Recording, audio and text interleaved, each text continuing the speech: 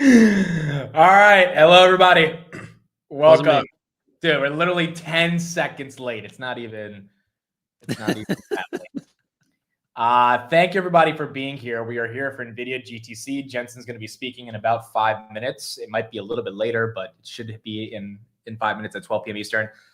Tanner, what are you expecting? This should be a big one. Should be a big one. GTC is all about artificial intelligence nowadays. So I expect a lot of agentic stuff, physical AI, self-driving, robotics, that sort of stuff. Maybe if we're lucky, Vera Rubin or what the next steps are. That would be very, very cool to see what their next rack system would look like. We already know. I mean, they've showed it off a bunch, but Jensen, if he can deliver enough hype on that will push the stock. A lot of the extra stuff is good to know, but if you're talking about what makes a financial difference of the business, it's, what are the products that they're selling to Microsoft, Google, Amazon, etc. But we'll find out. I mean, we don't know 100%. A lot of people are down there, though, in Washington right now. And I've heard nothing but good things so far. Yeah, Jensen's there. Brad Gerstner's there. You have the Figure CEO. You got a lot of people there. Mm-hmm. I think it's going to be some interesting stuff. I mean, this is the event where they do show off their chips. So I think it's likely, you would say, right, that we might get some Vera Rubin updates. Yeah. I'm pretty confident in it. But there has been some times where they'll skip a year before showing off their next big product. I think last time was a lot of Blackwell Ultra talk, but they've been pushing out a lot of updates on Vera Rubin, their NVL 144s. So I hope to see that. That would be really cool. Agreed. Nvidia also invested $1 billion in Nokia. Not sure why, but they did. I imagine there's going to be some announcement of a partnership. This is what I mean. Like, you're going to get a bunch of different random stuff happening today. Here's a little bit of a headline. Nvidia to make $1 billion equity investment in Nokia in addition to a new strategic partnership. Nokia's board resolved on directed share issuance to Nvidia. Yeah. Do you have any reason why they would invest in it? I don't know of a reason right now, but whenever you're making this much money, I've been saying this for a long time. They are definitely going to be having a large venture arm and giving out a lot of money to get equity stakes in businesses that are only going to push Nvidia further. Yeah. So, they're in pole position right now, and they get to make these great investments. And then the products that they sell to those customers, or the products that they're going to design with these customers, like Intel and like all these other partnerships that they've recently given, money to, that only goes to further the Nvidia advantage or their lead position. So, but it all comes down to GTC. I mean, I'm really excited to see. So Jensen is not live yet, but this is a clip that we had from the pre-show, and I think this clip is just pretty freaking incredible.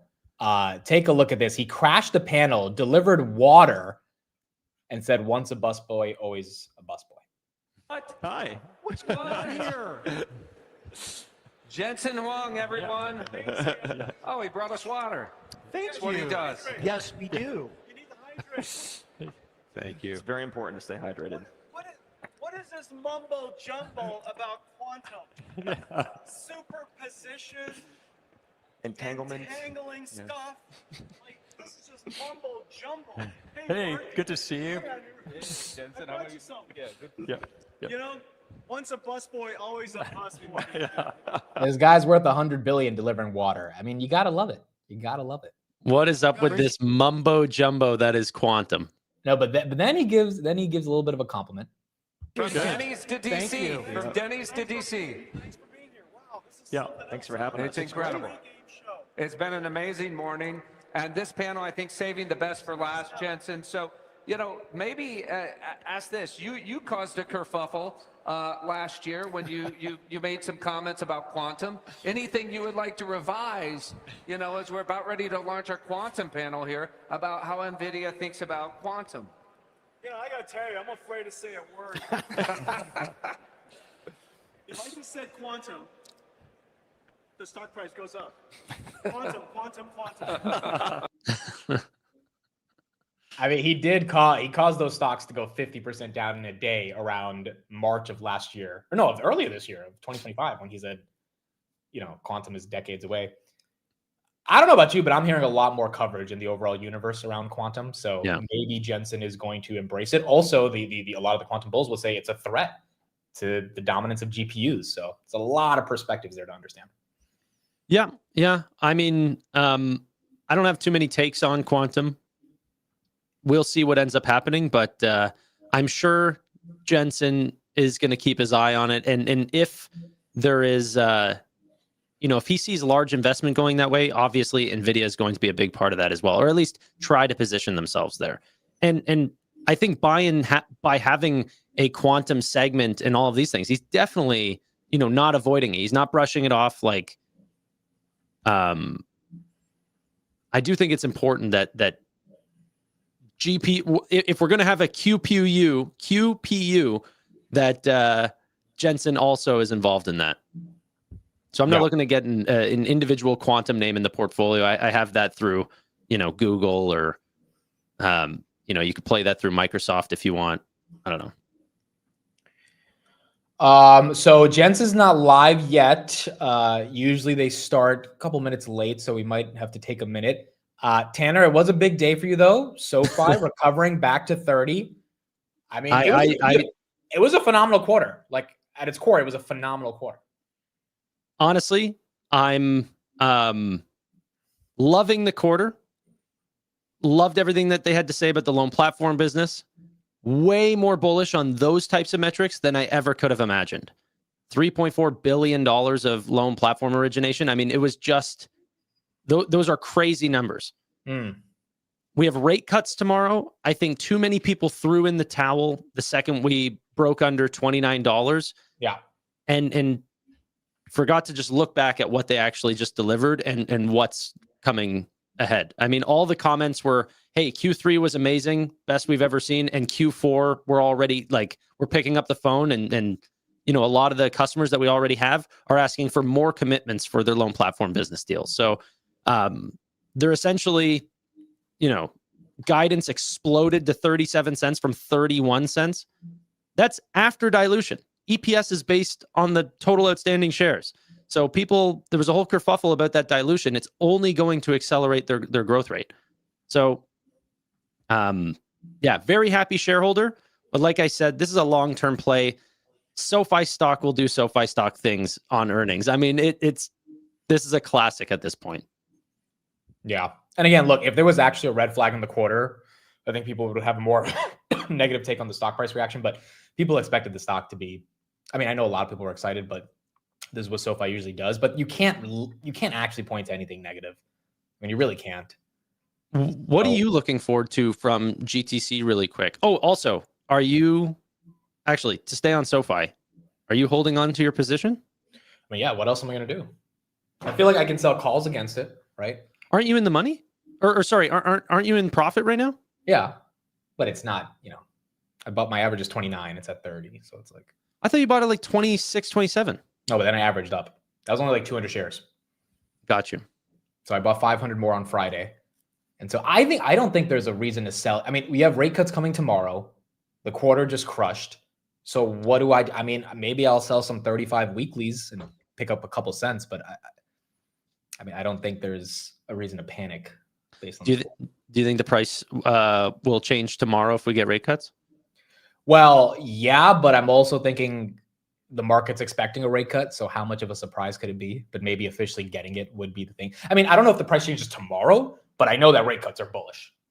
And so.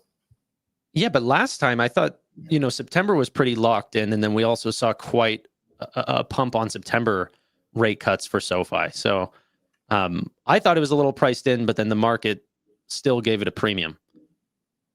Yeah, so I don't know. I would not be surprised if rate cuts pump up SoFi tomorrow. I would not be surprised at all. Jensen, are we live? We are not live. I'm on the Nvidia mainstream. I don't see him live yet. You asked, what am I expecting? I'm just expecting him to be pretty confident and continue to deliver updates on this. I need this riff that he's on now is AI factories. So I think we're going to hear a lot about that. I think the S-curve about robotics. He really wants the world to understand physical AI is coming. And then from there, hopefully some Vera Rubin stuff would be nice to see. Jensen's not live, guys. Not yet. Oh, nope. Is this officially him? Their main screen didn't have him. Okay. All right. Let me move over to this one. Sees Bitcoin, Ethereum, Solana, or XRP. No, that's a scam. I was going to say, what's with the QR Oh my code, gosh. bro? They really got me on that, bro. They really got me. Dude, whatever channels you guys looked at, that was a scam. This is the official. As soon as I heard Bitcoin, I was like, and I saw the QR code, I was like, of course. Yeah, I'm not seeing anything either. Amcor, not a horrible recovery, guys. Back to 32.15. This thing fell to 28. I bought the dip at 31. So again, the quarter was really good. This was not a bad quarter. It's just when the CEO leaves, the street can get a little upset. So if we get any bullish Nvidia AI semiconductor excitement for the entire sector, you might be seeing Amcor potentially recover. Damn, Big on the really Amcor name lately. I saw your post on X about it, and I thought it was really compelling, but I haven't looked deep enough into it. It trades at one-time sales, and there's only a handful of companies that do packaging in the United States, and they have a very close relationship with TSM in Arizona. And they just had a record Q3 revenue quarter. I mean, they beat on EPS by 10 cents. I mean, like I think it's a very attractive play going into 26, and I'm looking for things that are not as propped up in terms of multiples, and this one doesn't have a multiple. So, yeah, that's why I like it. Jensen's still not live. I mean, what are you expecting? Are you expecting any major partnerships? Do you expect him to say anything crazy about like robotics or Cosmos or anything like that? No, not necessarily. I don't go in with too high of expectations. So no, I'm here to learn, hear what he has to say. I don't know if we're going to get any. Yeah, it's not an investor day, right? So I'd be more interested in hearing what the earnings call has to say around China and stuff like this. This is going to be more product based. So no, I don't have large expectations. I'm sure there's going to be a lot of networking talk, AI talk. If Brett Adcock is there, there's going to be a lot of robotics talk. There has been at GTC the last 3 years, so or last 3 events. But I don't have many expectations directly, no. Yeah, I think robotics is going to be a big part. I agree. Someone that is at the event is saying they are a little behind, but they're about to get going. Is that Evan? No, but Evan's also there. I actually, never mind. Yeah, am I allowed to say that? Yeah, Evan, he literally tweeted a picture that he was there. No, but that the connection to what happened to us. I don't even know what you're talking about. With Evan? What, that he invited us to go there? Yeah, that we got invited. I didn't know that was something that. Yeah, you could. Right. I mean, I think I told everybody I got invited a while. I didn't feel like going. So you should have went because you've been holding a video since 2018. You actually should have went. I don't know. No, but it's SoFi earnings, bro. I forgot. Day of SoFi earnings. Yeah.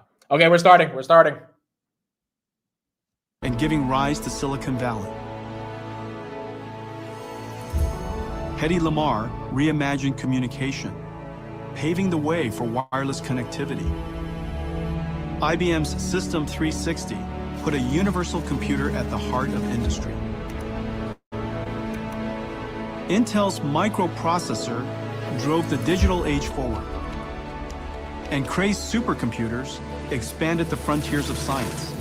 So we think we're at the beginning of something with this technology, and we're going to go just as fast as we can. Apple made computing personal. Hello, I am Macintosh. Microsoft opened the window to a new world of software. Long before the web, You've got mail. US government researchers built ARPANET, connecting the first computers, the foundation for the internet. An iPod, a phone. Are you getting it? Then Apple again, put 1,000 songs in your pocket and the internet in your hand. Every era, a leap. We choose to go to the moon in this decade and do the other things, not because they are easy, but because they are hard. Every leap, America led. One giant leap for mankind. Now, the next era is here, launched by a revolutionary new computing model. This is likely going to be the most important contribution we've made to the computer industry. It will likely be recognized as a revolution. Machine learning is a branch of artificial intelligence, computers that almost appear to think. The amount of computational resource is ultimately what's going to turbocharge this field. Artificial intelligence, the new industrial revolution. At its heart, Nvda GPUs, invented here in America. Like electricity and the internet, AI is essential infrastructure. Every company will use it, every nation will build it. Winning this competition will be a test of our capacities unlike anything since the dawn of the space age. And today, AI factories are rising, built in America. For scientists, engineers, and dreamers, across universities, startups, and industry. I think we want to try to reach new heights as a civilization, discovering the nature of the universe. And now, American innovators are clearing the way for abundance, saving lives, shaping vision into reality,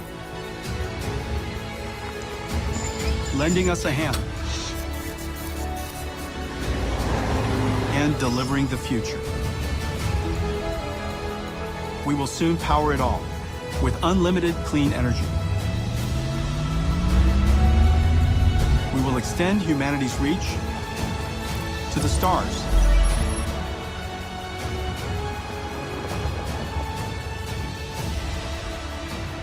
This is America's next Apollo moment. Together, we take the next great leap to boldly go where no one has gone before.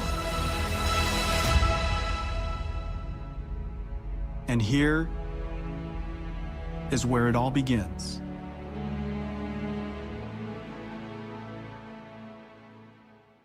Welcome to the stage, Nvidia founder and CEO, Jensen Huang.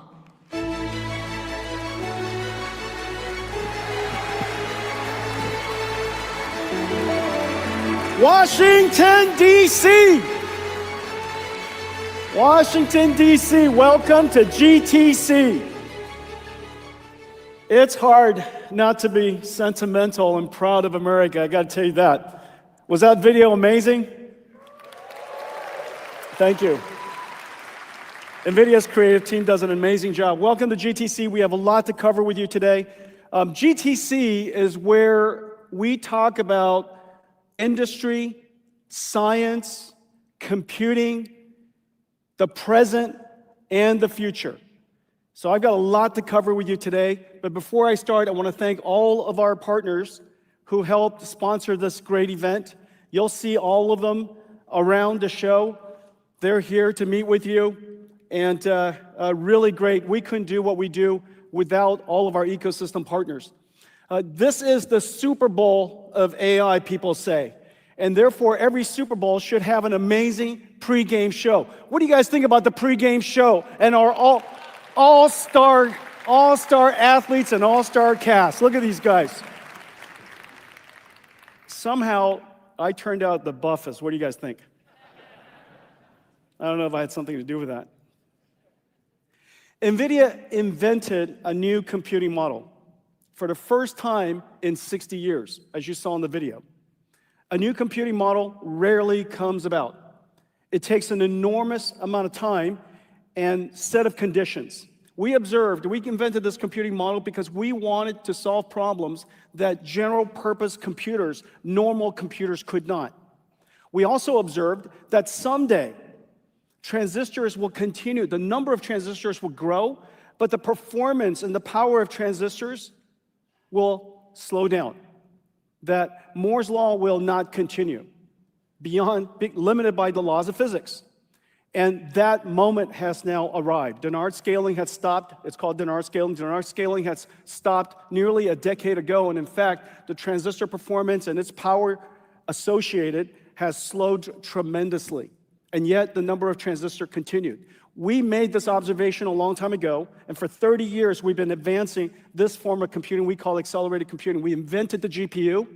We invented the programming model called CUDA.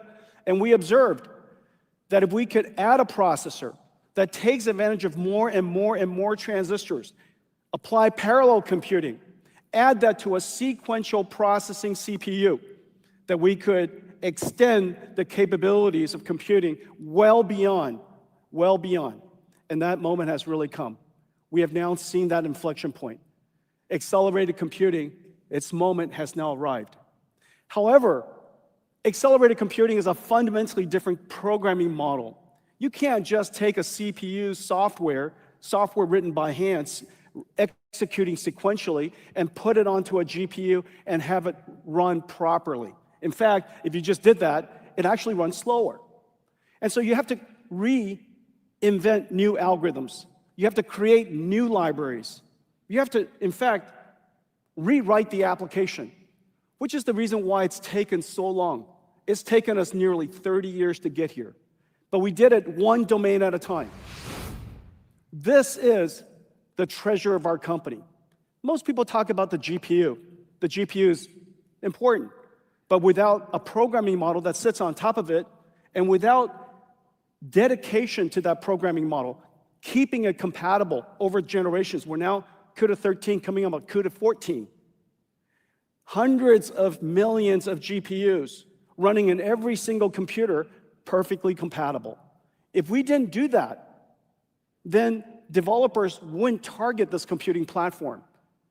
If we didn't create these libraries, then developers wouldn't know how to use the algorithm and use the architecture to its fullest. One application after another. I mean, this is really the treasure of our company. cuLitho, computational lithography. It took us nearly 7 years to get here with cuLitho, and now TSMC uses it, Samsung uses it, ASML uses it. This is an incredible library for computational lithography, the first step of making a chip. Sparse solvers for CAE applications. cuOpt, a numerical optimization, has broken just about every single record. The traveling salesperson problem, how to connect millions of products with millions of customers in the supply chain. Warp, Python solver for CUDA, for simulation. cuDF, a data frame approach, basically accelerating SQL, data frame databases. This library is the one that started AI altogether, cuDNN. The library on top of it, called Megatron Core, made it possible for us to simulate and train extremely large language models. The list goes on. MONAI, really important. The #1 medical imaging AI framework in the world. By the way, we're not going to talk a lot about healthcare today, but be sure to see Kimberly's keynote. She's going to talk a lot about the work that we do in healthcare. And the list goes on. Genomics processing. Ariel, pay attention. We're going to do something really important here today. cuQuantum, quantum computing. This is just a representative of 350 different libraries in our company. And each one of these libraries redesigned the algorithm necessary for accelerated computing. Each one of these libraries made it possible for all of the ecosystem partners to take advantage of accelerated computing. And each one of these libraries opened new markets for us. Let's take a look at what CUDA X can do.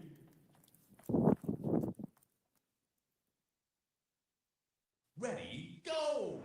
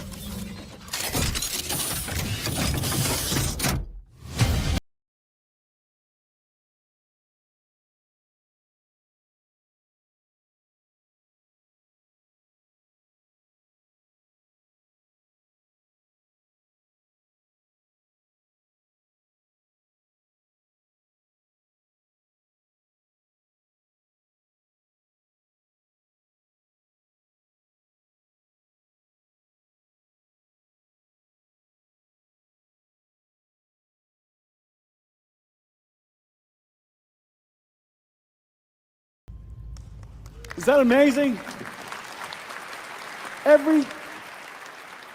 Everything you saw was a simulation. There was no art, no animation. This is the beauty of mathematics. This is deep computer science, deep math, and it's just incredible how beautiful it is. Every industry was covered, from healthcare and life sciences to manufacturing, robotics, autonomous vehicles, computer graphics, even video games. That first shot that you saw was the first application NVIDIA ever ran. And that's where we started in 1993. And we kept believing in what we were trying to do. And it's hard to imagine that you could see that first virtual fighter scene come alive. And that same company believed that we would be here today. It's just a really, really incredible journey. I want to thank all the NVIDIA employees for everything that you've done. It's really incredible.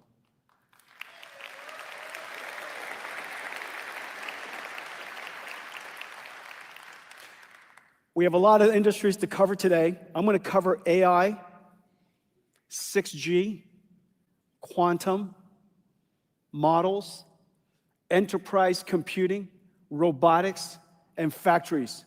Let's get started. We have a lot to cover, a lot of big announcements to make, a lot of new partners that would very much surprise you.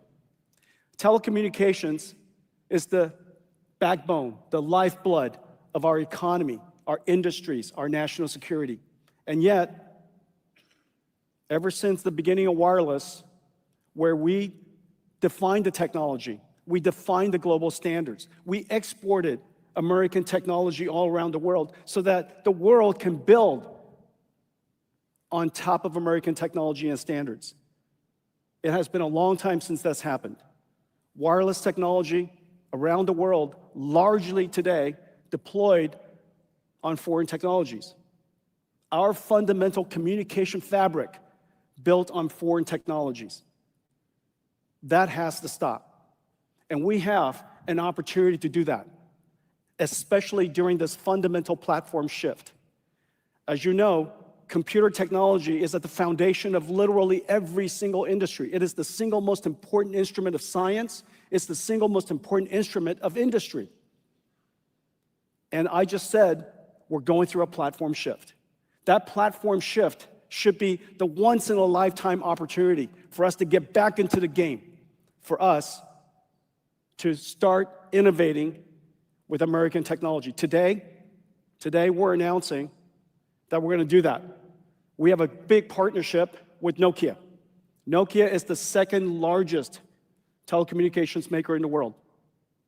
It's a $3 trillion industry. Infrastructure is hundreds of billions of dollars. There are millions of base stations around the world. If we could partner, we could build on top of this incredible new technology, fundamentally based on accelerated computing and AI, and for the United States, for America to be at the center of the next revolution in 6G. So today we're announcing that NVIDIA has a new product line. It's called the NVIDIA ARC, the Aerial Radio Network Computer, Aerial RAN Computer, ARC. ARC is built from three fundamental new technologies: the Gray CPU, the Blackwell GPU, and our ConnectX, Mellanox ConnectX networking designed for this application. And all of that makes it possible for us to run this library, this CUDA-X library that I mentioned earlier called Aerial. Aerial is essentially a wireless communication system running on top of CUDA-X. We're gonna create, for the first time, a software-defined, programmable computer that's able to communicate wirelessly and do AI processing at the same time. This is completely revolutionary. We call it NVIDIA ARC. And Nokia is going to work with us to integrate our technology, rewrite their stack. This is a company with 7,000 fundamental, essential 5G patents. Hard to imagine any greater leader in telecommunications. So we're going to partner with Nokia. They're going to make NVIDIA ARC their future base station. NVIDIA ARC is also compatible with AirScale. the current Nokia base stations. So what that means is we're going to take this new technology and we'll be able to upgrade millions of base stations around the world with 6G and AI. Now, 6G and AI is really quite fundamental in the sense that for the first time, we'll be able to use AI technology, AI for RAN, to make radio communications more spectral efficient. Using artificial intelligence, reinforcement learning, adjusting the beamforming in real time in context, depending on the surroundings and the traffic and the mobility, the weather. All of that could be taken into account so that we could improve spectral efficiency. Spectral efficiency consumes about 1.5% to 2% of the world's power. So improving spectral efficiency not only improves the amount of data we can put through wireless networks without increasing the amount of energy necessary. The other thing that we could do, AI for RAN, is AI on RAN. This is a brand new opportunity. Remember, the internet enabled communications, but amazingly smart companies, AWS, built a cloud computing system on top of the internet. We are now going to do the same thing on top of the wireless telecommunications network.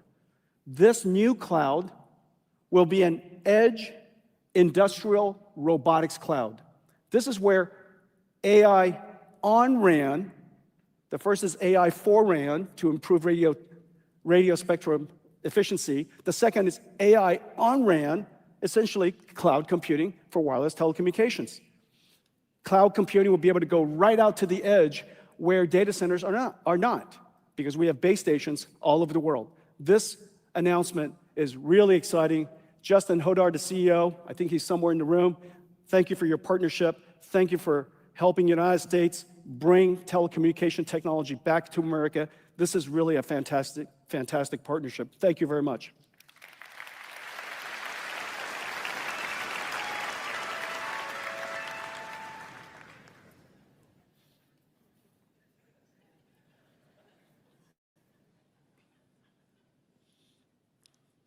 That's the best way to celebrate Nokia. Let's talk about quantum computing. 1981, particle physicist, quantum physicist Richard Feynman imagined a new type of computer that can simulate nature directly. To simulate nature directly, because nature is quantum. He called it a quantum computer. 40 years later, the industry has made a fundamental breakthrough. 40 years later, just last year, a fundamental breakthrough. It is now possible to make one logical qubit. One logical qubit. One logical qubit that's coherent, stable, and error-corrected. In the past, now that one logical qubit consists of, could be sometimes tens, sometimes hundreds of physical qubits, all working together. As you know, qubits, these particles are incredibly fragile. They could be unstable very easily.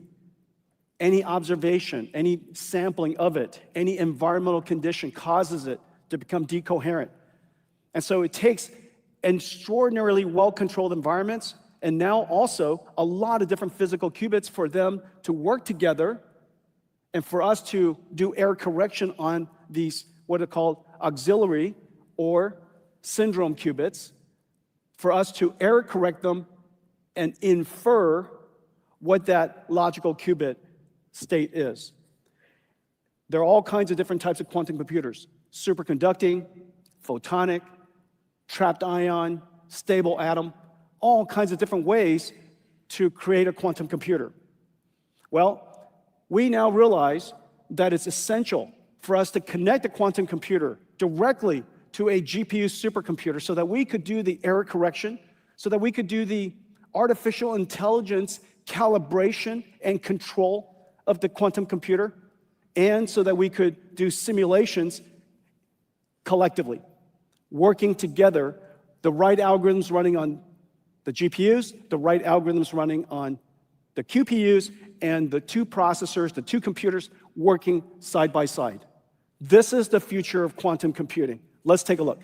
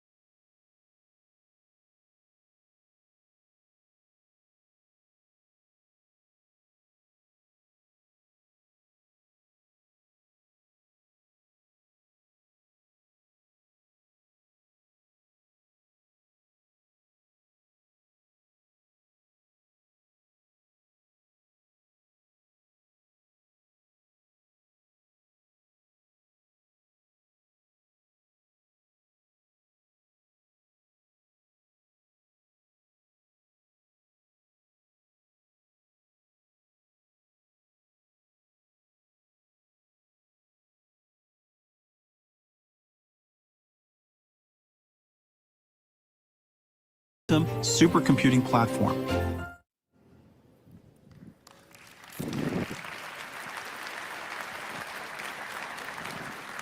Wow, this is a really long stage.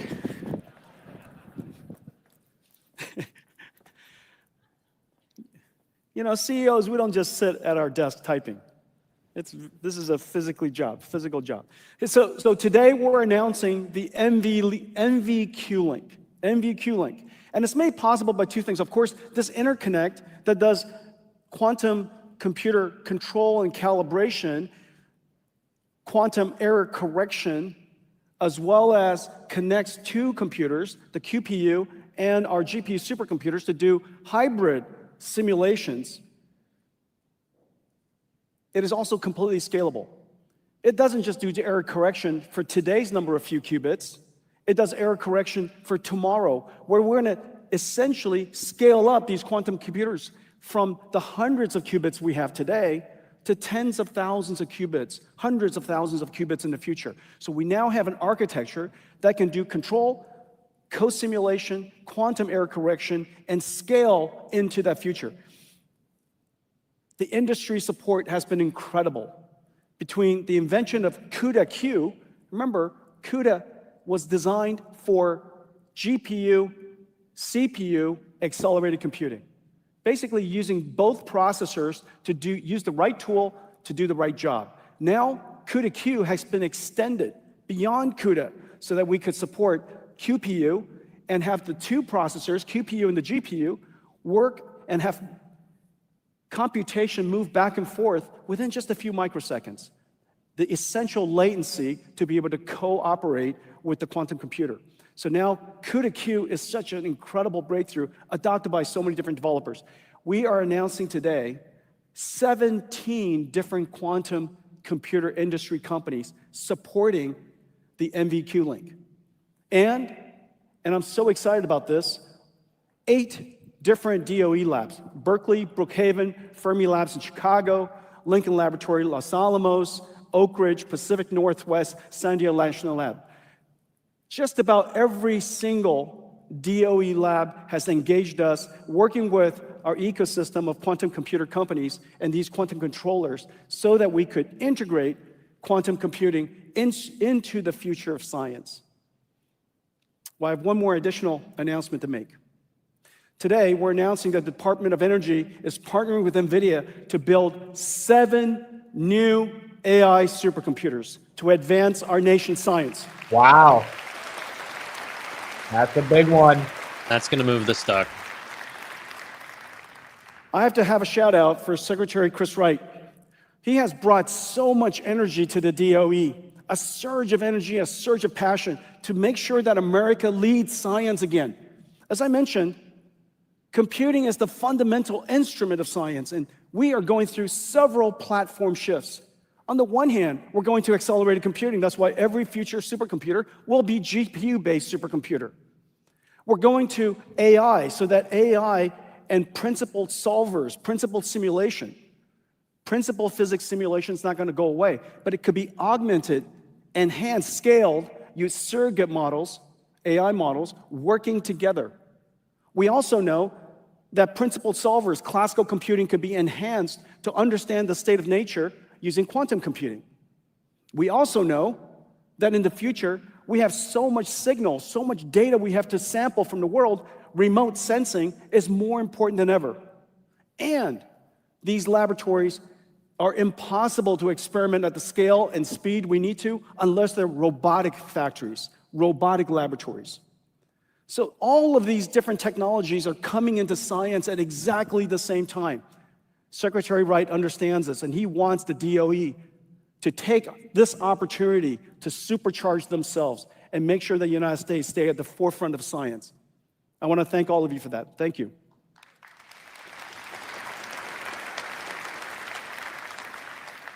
Let's talk about AI. What is AI? Most people would say that AI is a chatbot, and it's rightfully so. There's no question that ChatGPT is at the forefront of what people would consider AI. However, just as you see right now, these scientific supercomputers are not going to run chatbots. They're going to do basic science. Science, AI, the world of AI is much, much more than a chatbot. Of course, the chatbot is extremely important, and AGI is fundamentally critical. Deep computer science, incredible computing, great breakthroughs are still essential for AGI. But beyond that, AI is a lot more. AI is, in fact, I'm going to describe AI in a couple different ways. This first way, the first way you think about AI, is that it has completely reinvented the computing stack. The way we used to do software was hand coding. Hand coding software running on CPUs. Today, AI is machine learning, training, data-intensive programming, if you will, trained and learned by AI that runs on a GPU. In order to make that happen, the entire computing stack has changed. Notice, you don't see Windows up here. You don't see CPU up here. You see a whole fundamentally different stack. Everything from the need for energy. And this is another area where our administration, President Trump, deserves enormous credit. His pro-energy initiative, his recognition that this industry needs energy to grow. It needs energy to advance, and we need energy to win. His recognition of that and putting the weight of the nation behind pro-energy growth completely changed the game. If this didn't happen, we could have been in a bad situation. And I want to thank President Trump for that.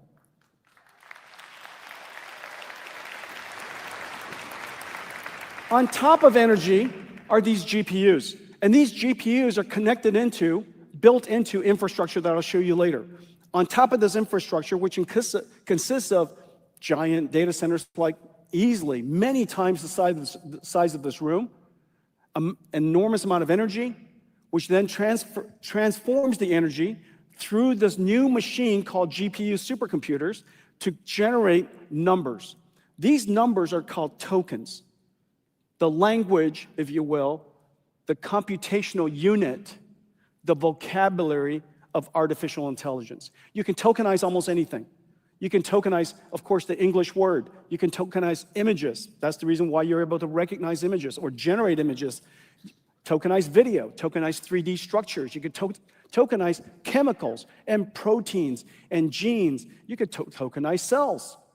Tokenize almost anything with structure, anything with information content. Once you could tokenize it, AI can learn that language and the meaning of it. Once it learns the meaning of that language, it can translate, it can respond just like you interact with ChatGPT, and it could generate just as ChatGPT can generate. So all of the fundamental things that you see ChatGPT do, all you have to do is imagine, what if it was a protein? What if it was a chemical? What if it was a 3D structure like a factory? What if it was a robot? And the token was understanding behavior and tokenizing motion and action. All of those concepts are basically the same, which is the reason why AI is making such extraordinary progress. And on top of these models are applications. Transformers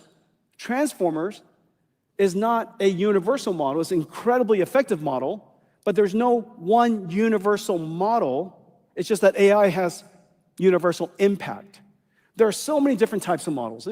In the last several years, we enjoyed the invention and went through the innovation breakthroughs of multimodality. There's so many different types of models. There's CNN models, convolutional neural network models. There's state space models. There are graph neural network models, multimodal models, of course, all the different tokenizations and token methods that I just described. You could have models that are spatial in its understanding, optimized for spatial awareness. You could have models that are optimized for long sequence, recognizing subtle information over a long period of time. There are so many different types of models. On top of these models, architectures, on top of these model architectures are applications. The software of the past, and this is a profound understanding, a profound observation of artificial intelligence, that the software industry of the past was about creating tools. Excel is a tool. Word is a tool. A web browser is a tool. The reason why I know these are tools is because you use them. The tools industry, just as screwdrivers and hammers, the tools industry is only so large. In the case of IT tools, they could be database tools. These IT tools is about $1 trillion or so. But AI is not a tool. AI is work. That is the profound difference. AI is, in fact, workers that can actually use tools. One of the things I'm really excited about is the work that Ervin's doing at Perplexity. Perplexity using web browsers to book vacations or do shopping. Basically an AI using tools. Cursor is an AI, an agentic AI system that we use at NVIDIA. Every single software engineer at NVIDIA uses Cursor. It has improved our productivity tremendously. It's basically a partner for every one of our software engineers to generate code. And it uses a tool. And the tool it uses is called VS Code. So Cursor is an AI, agentic AI system that uses VS Code. Well, all of these different industries, whether it's chatbots or digital biology, where we have AI assistant researchers, or what is a robo-taxi? Inside a robo-taxi, of course, it's invisible, but obviously there's a AI chauffeur. That chauffeur is doing work, and the tool that it uses to do that work is the car. And so everything that we've made up until now, the whole world, everything that we've made up until now are tools for us to use. For the very first time, technology is now able to do work and help us be more productive. The list of opportunities go on, which is the reason why AI addresses the segment of the economy that IT has never addressed. IT is a few $1 trillion that sits underneath the tools of a $100 trillion global economy. Now, for the first time, AI is going to engage that $100 trillion economy and make it more productive, make it grow faster, make it larger. We have a severe shortage of labor. Having AI that augments labor is going to help us grow. Now, what's interesting about this from a technology industry perspective also is that in addition to the fact that AI is new technology that addresses new segments of the economy, AI in itself is also a new industry. This token, as I was explaining earlier, these numbers, after you tokenize all these different modalities of information, There's a factory that needs to produce these numbers. Unlike the computer industry and the chip industry of the past. Notice, if you look at the chip industry of the past, the chip industry represents about 5 to 10%, maybe less, 5% or so, of a multi-trillion dollar, few trillion dollar IT industry. And the reason for that is because it doesn't take that much computation to use Excel. It doesn't take that much computation to use browsers. It doesn't take that much computation to use Word. We do the computation. But in this new world, there needs to be a computer that understands context all the time. It can't pre-compute that. Because every time you use the computer for AI, every time you ask the AI to do something, the context is different. So it has to process all of that information. Environmental, for example, in the case of a self-driving car, it has to process the context of the car. Context processing. What is the instruction you're asking the AI to do? Then it's got to go and break down the problem step by step, reason about it, and come up with a plan and execute it. Every single one at that step requires enormous number of tokens to be generated, which is the reason why we need a new type of system, and I call it an AI factory. It's an AI factory for sure. It's unlike a data center of the past. It's an AI factory because this factory produces one thing. Unlike the data centers of the past that does everything, stores files for all of us, runs all kinds of different applications. You could use that data center like you can use your computer for all kinds of applications. You could use it to play a game one day. You could use it to browse the web. You could use it, to do your accounting. And so that is a computer of the past, a universal general purpose computer. The computer I'm talking about here is a factory. It runs basically one thing. It runs AI, and its purpose is designed to produce tokens that are as valuable as possible, meaning they have to be smart. And you want to produce these tokens at incredible rates because when you ask an AI for something, you would like it to respond. And notice, during peak hours, these AIs are now responding slower and slower because it's got a lot of work to do for a lot of people. And so you wanted to produce valuable tokens at incredible rates, and you wanted to produce it cost effectively. Every single word that I used are consistent with an AI factory, with a car factory, or any factory. It is absolutely a factory. And these factories never existed before. And inside these factories are mountains and mountains of chips. Which brings to today. What happened in the last couple of years? And in fact, what happened this last year? Something fairly profound happened this year, actually. If you look, in the beginning of the year, everybody has some attitude about AI. That attitude is generally, this is going to be big, it's going to be the future, and somehow, a few months ago, it kicked into turbocharge. And the reason for that is several things. The first is that we, in the last couple of years, have figured out how to make AI much, much smarter. Rather than just pre-training basically says, let's take all of the information that humans have ever created, let's give it to the AI to learn from. It's essentially memorization and generalization. It's not unlike going to school back when we were kids. The first stage of learning. Pre-training was never meant, just as preschool was never meant to be the end of education. Pre-training, preschool, was simply teaching you the basic skills of intelligence so that you can understand how to learn everything else. Without vocabulary, without understanding of language and how to communicate, how to think, it's impossible to learn everything else. The next is post-training. Post-training, after pre-training, is teaching you skills. Skills to solve problems, break down problems, reason about it, how to solve math problems, how to code, how to think about these problems step by step. Use first principle reasoning. And then after that is where computation really kicks in. As you know, for many of us, we went to school, and that's, in my case, decades ago. But ever since, I've learned more, thought about more, and the reason for that is because we're constantly grounding ourselves in new knowledge, we're constantly doing research, and we're constantly thinking. Thinking is really what intelligence is all about. And so now we have three fundamental technology skills. We have these three technologies, pre-training, which still requires enormous amount of computation. We now have post-training, which uses even more computation.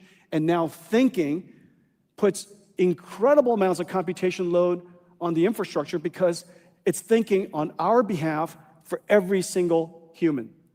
So the amount of computation necessary for AI to think, inference, is really quite extraordinary.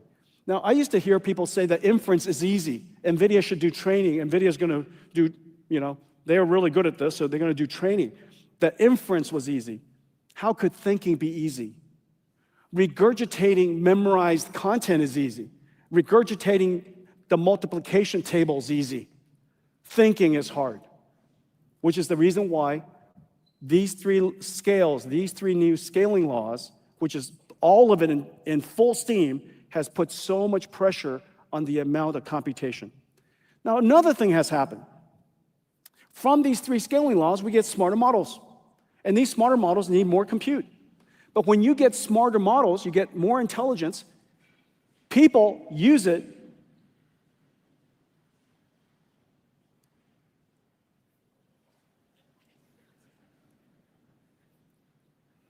If anything happens, I want to be the first one out. Just kidding. I'm sure it's fine. Probably just lunch. My stomach. Was that me? And so where was I?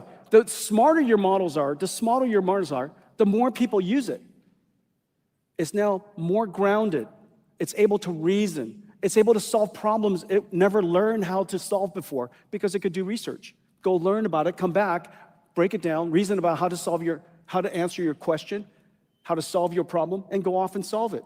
The amount of thinking is making the models more intelligent. The more intelligent it is, the more people use it. The more intelligent it is, the more computation is necessary. But here's what happened. This last year, the AI industry turned a corner, meaning that the AI models are now smart enough. They're worthy to pay for.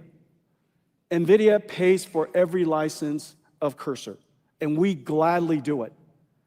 We gladly do it because Cursor is helping a several $100,000 employee software engineer or AI researcher be many, many times more productive. So of course we'd be more than happy to do that. These AI models have become good enough that they are worthy to be paid for. Cursor, 11 Labs, Synthesia, Abridge, Open Evidence, the list goes on. Of course, OpenAI, of course, Claude. These models are now so good that people are paying for it. And because people are paying for it and using more of it, and every time they use more of it, you need more compute, we now have two exponentials. These two exponentials, one is the exponential compute requirement of the three scaling law. And the second exponential, the smarter it is, the more people use it, the more computing it needs. Two exponentials now putting pressure on the world's computational resource. At exactly the time when I told you earlier that Moore's law has largely ended. And so the question is, what do we do? If we have these two exponential demands growing, and if we don't find a way to drive the cost down, then this positive feedback system, this circular feedback system, essentially called the virtuous cycle, essential for almost any industry, essential for any platform industry. It was essential for NVIDIA. We have now reached the virtuous cycle of CUDA. The more applications people create, the more valuable CUDA is. The more valuable CUDA is, the more CUDA computers are purchased. The more CUDA computers are purchased, more developers want to create applications for it. That virtuous cycle for NVIDIA has now been achieved after 30 years. We have achieved that also. 15 years later, we've achieved that for AI. AI has now reached the virtuous cycle. And so the more you use it, because the AI is smart and we pay for it, the more profit is generated, the more compute's put on the grid, the more compute is put into AI factories, the more compute The AI becomes smarter, the smarter, more people use it, more applications use it, the more problems we can solve. This virtuous cycle is now spinning. What we need to do is drive the cost down tremendously so that, one, the user experience is better. When you prompt the AI, it responds to you much faster. And two, so that we keep this virtuous cycle going by driving its cost down so that it could get smarter, so that more people will use it, so that so on and so forth. That virtuous cycle is now spinning. But how do we do that when Moore's law has really reached this limit? Well, the answer is called co-design. You can't just design chips and hope that things on top of it is going to go faster. The best you could do in designing chips is add, 50% more transistors every couple of years. And if you added more transistors, we can add more transistors, and TSMC's got a lot of transistor, incredible company. We'll just keep adding more transistors. However, that's all in percentages, not exponentials. We need to compound exponentials to keep this virtual cycle going. We call it extreme co-design. NVIDIA is the only company in the world today that literally starts from a blank sheet of paper and can think about new fundamental architecture, computer architecture, new chips, new systems, new software, new model architecture, and new applications all at the same time. So many of the people in this room are here because you're different parts of that layer, different parts of that stack and working with NVIDIA. We fundamentally re-architect everything from the ground up. And then, because AI is such a large problem, we scale it up. We created a whole computer, a computer for the first time that has scaled up into an entire rack. That's one computer, one GPU. And then we scale it out by inventing a new AI Ethernet technology we call Spectrum-X Ethernet. Everybody will say Ethernet's Ethernet. Ethernet's hardly Ethernet. Ethernet, Spectrum-X Ethernet, is designed for AI performance, and it's the reason why it's so successful. And even that's not big enough. We'll fill this entire room of AI supercomputers and GPUs. That's still not big enough because the number of applications and the number of users for AI is continuing to grow exponentially, and we connect multiple of these data centers together, and we call that scale across, Spectrum XGS, gigascale, Spectrum X gigascale, XGS. By doing so, we do co-design at such an enormous level, such an extreme level, that the performance benefits are shocking. Not 50% better each generation, not 25% better each generation, but much, much more. This is the most extreme co-designed computer we've ever made, and quite frankly, made in modern times. Since the IBM System 360, I don't think a computer has been ground up, reinvented like this ever. This system was incredibly hard to create. I'll show you the benefits in just a second. But essentially what we've done, we've created, otherwise, hey, Janine, you can come out. You have to meet me like halfway. All right, so this is kind of like Captain America's shield. So NVLink 72, if we were to create one giant chip, one giant GPU, this is what it would look like. This is the level of wafer scale processing we would have to do. It's incredible. All of these chips are now put into one giant rack. Did I do that or did somebody else do that? Into that one giant rack. Sometimes I don't feel like I'm up here by myself. This one giant rack makes all of these chips work together as one. It's actually completely incredible, and I'll show you the benefits of that. The way it looks is this. So, thanks, Janine. I like this. Yeah. All right, ladies and gentlemen, Janine Paul.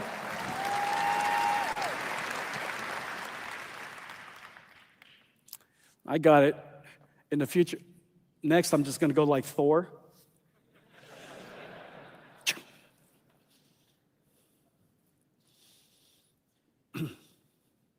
It's like when you're at home and you can't reach the remote and you just go like this and somebody brings it to you. That's, yeah, same idea. It never happens to me. I'm just dreaming about it. I'm just saying. Okay, so anyhow, we basically, this is what we created in the past. This is NVLink 8. Now, these models are so gigantic, the way we solve it is we turn this model, this gigantic model, into a whole bunch of experts. It's a little bit like a team. And so these experts are good at certain types of problems. And we collect a whole bunch of experts together. And so this giant multi-trillion-dollar AI model has all these different experts, and we put all these different experts on a GPU. Now, this is NVLink 72. We could put all of the chips into one giant fabric, and every single expert can talk to each other. So the master, the primary expert, could talk to all of the distributed work and all of the necessary context and prompts and bunch of data that we have to, bunch of tokens that we have to send to all of the experts. The experts would, whichever one of the experts are selected to solve the answer, would then go off and try to respond, and then it would go off and do that layer after layer after layer. Sometimes 8, sometimes 16, and sometimes these experts, sometimes 64, sometimes 256. But the point is, there are more and more and more experts. Well, here, NVLink 72, we have 72 GPUs. And because of that, we could put 4 experts in one GPU. The most important thing you need to do for each GPU is to generate tokens, which is the amount of bandwidth that you have in HBM memory. We have one GPU generating thinking for 4 experts, versus here, because each one of the computers can only put 8 GPUs, we have to put 32 experts into one GPU. So this one GPU has to think for 32 experts, versus this system, each GPU only has to think for 4. And because of that, the speed difference is incredible. And this just came out. This is the benchmark done by Semi-Analysis. They do a really, really thorough job. And they benchmarked all of the GPUs that are benchmarkable. And it turns out it's not that many. If you look at the list of GPUs you could actually benchmark, is like 90% NVIDIA. Okay, so we're comparing ourselves to ourselves, but the second best GPU in the world is the H200 and runs all the workload. Grace Blackwell per GPU is 10 times the performance. Now, how do you get 10 times the performance when it's only twice the number of transistors? Well, the answer is extreme co-design. And by understanding the nature of the future of AI models, and we're thinking across that entire stack, we can create architectures for the future. This is a big deal. It says we can now respond a lot faster, but this is an even bigger deal. This next one, look at this. This says that the lowest cost tokens in the world are generated by Grace Blackwell NVLink 72, the most expensive computer.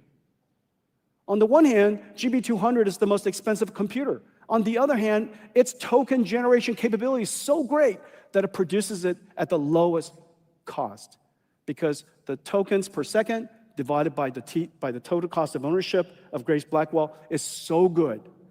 It is the lowest cost way to generate tokens. By doing so, delivering incredible performance, 10 times the performance, delivering 10 times lower cost, that virtuous cycle can continue.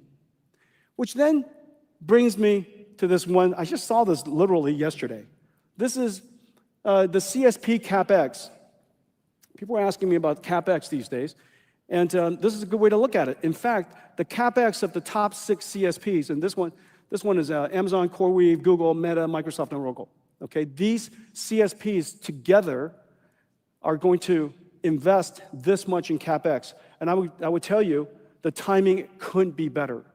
And the reason for that is now we have the Grace Blackwell NVLink 72 in all volume production, supply chain everywhere in the world is manufacturing it, so we can now deliver to all of them this new architecture so that the CapEx invests in instruments, computers, that deliver the best TCO.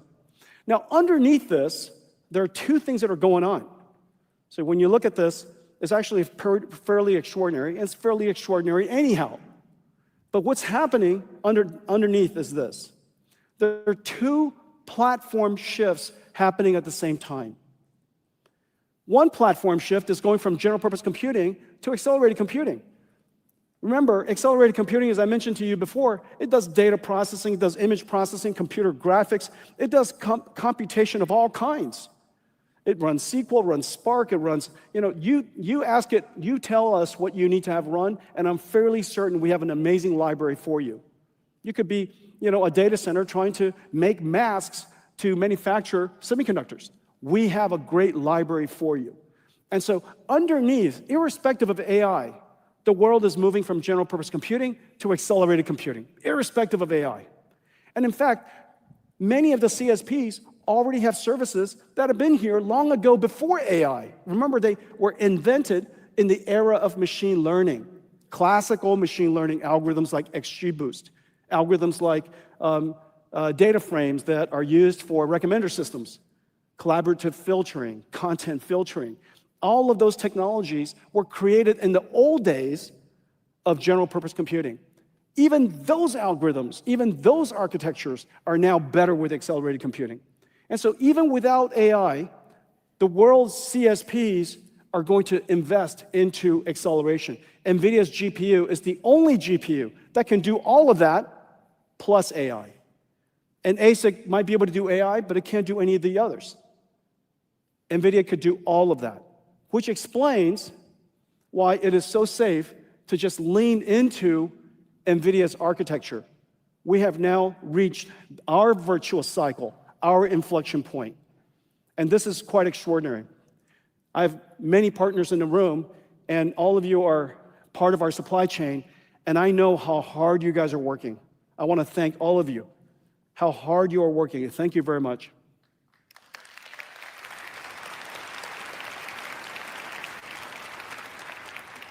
Now I'm going to show you why.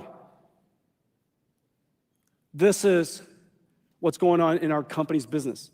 We're seeing extraordinary growth for Grace Blackwell for all the reasons that I just mentioned.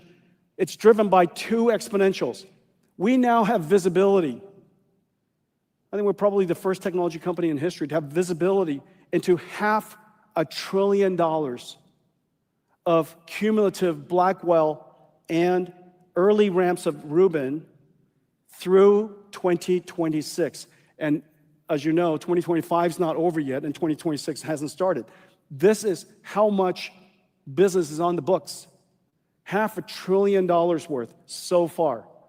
Now this is, out of that, we've already shipped 6 million of the Blackwells in the first several quarters, I guess the first 4 quarters of production, 3.5 quarters of production. We still have 1 more quarter to go for 2025, and then we have 4 quarters. So the next 5 quarters, there's $500 billion, $500 billion. That's 5 times the growth rate of Hopper. That kind of tells you something. This is Hopper's entire life. This doesn't include China and Asia, so this is just the West. Okay, this is just, we're excluding China. So Hopper, in its entire life, 4 million GPUs. Blackwell, each one of the Blackwells has 2 GPUs in it in one large package. 20 million GPUs of Blackwells in the early parts of Rubin. Incredible growth. So I want to thank all of our supply chain partners, everybody. I know how hard you guys are working. I made a video to celebrate your work. Let's play it.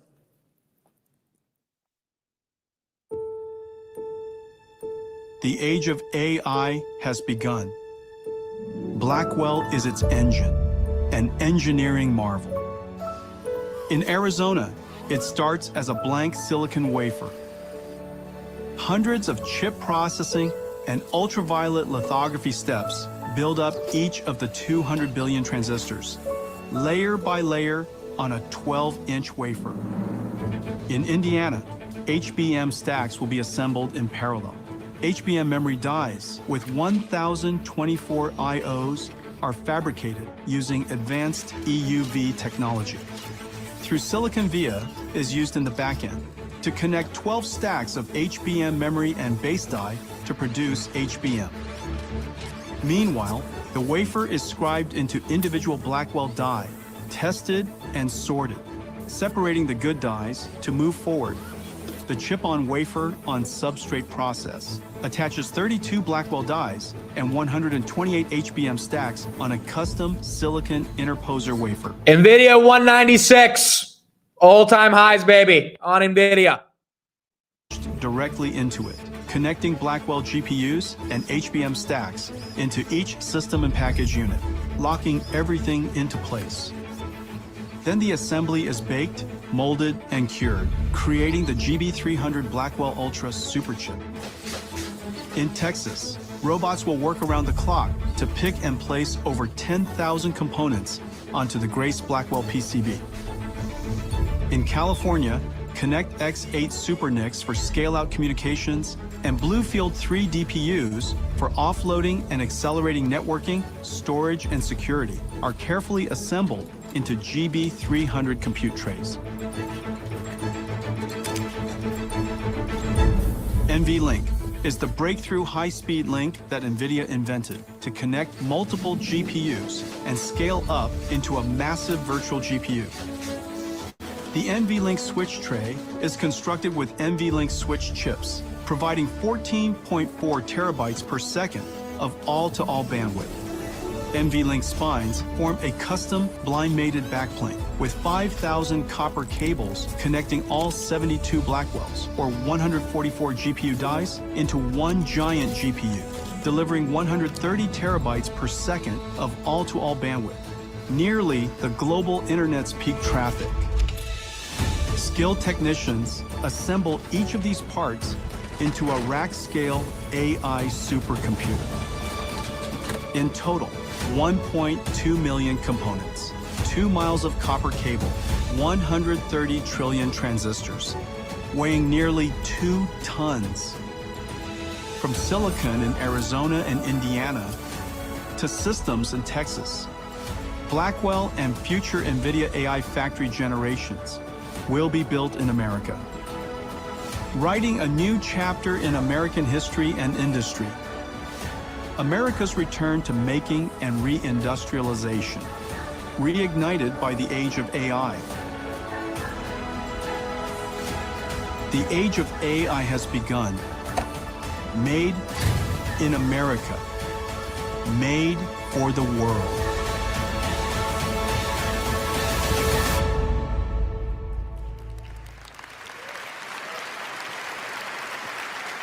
Bully. We are manufacturing in America again. It is incredible. The first thing that President Trump asked me for is bring manufacturing back. Bring manufacturing back because it's necessary for national security. Bring manufacturing back because we want the jobs, we want that part of the economy. And 9 months later, we are now manufacturing in full production Blackwell in Arizona.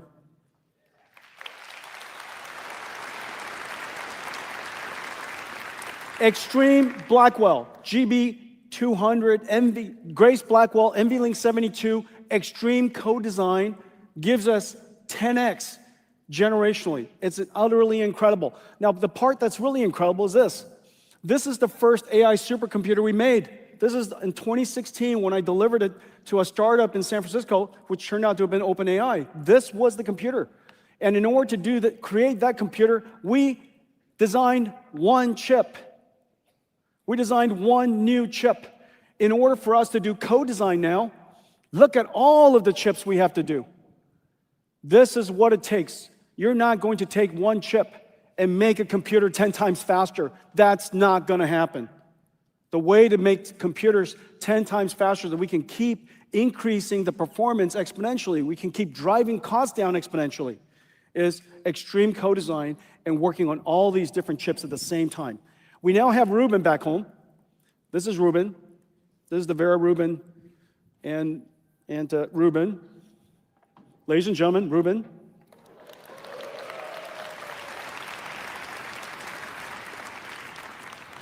This is our third generation NVLink 72 rack scale computer. Third generation. GB200 was the first one.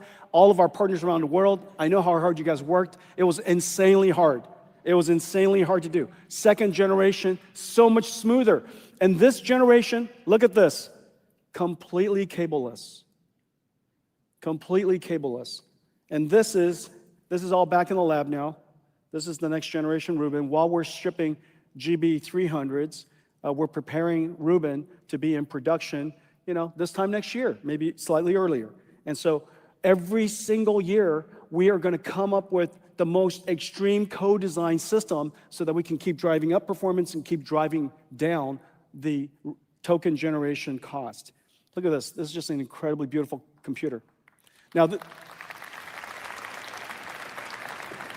so this is amazing. This is 100 petaflops. I know it doesn't mean anything. 100 petaflops. But compared to the DGX-1 I delivered to OpenAI 10 years ago, 9 years ago, it's 100 times the performance right here versus 100 times of that supercomputer.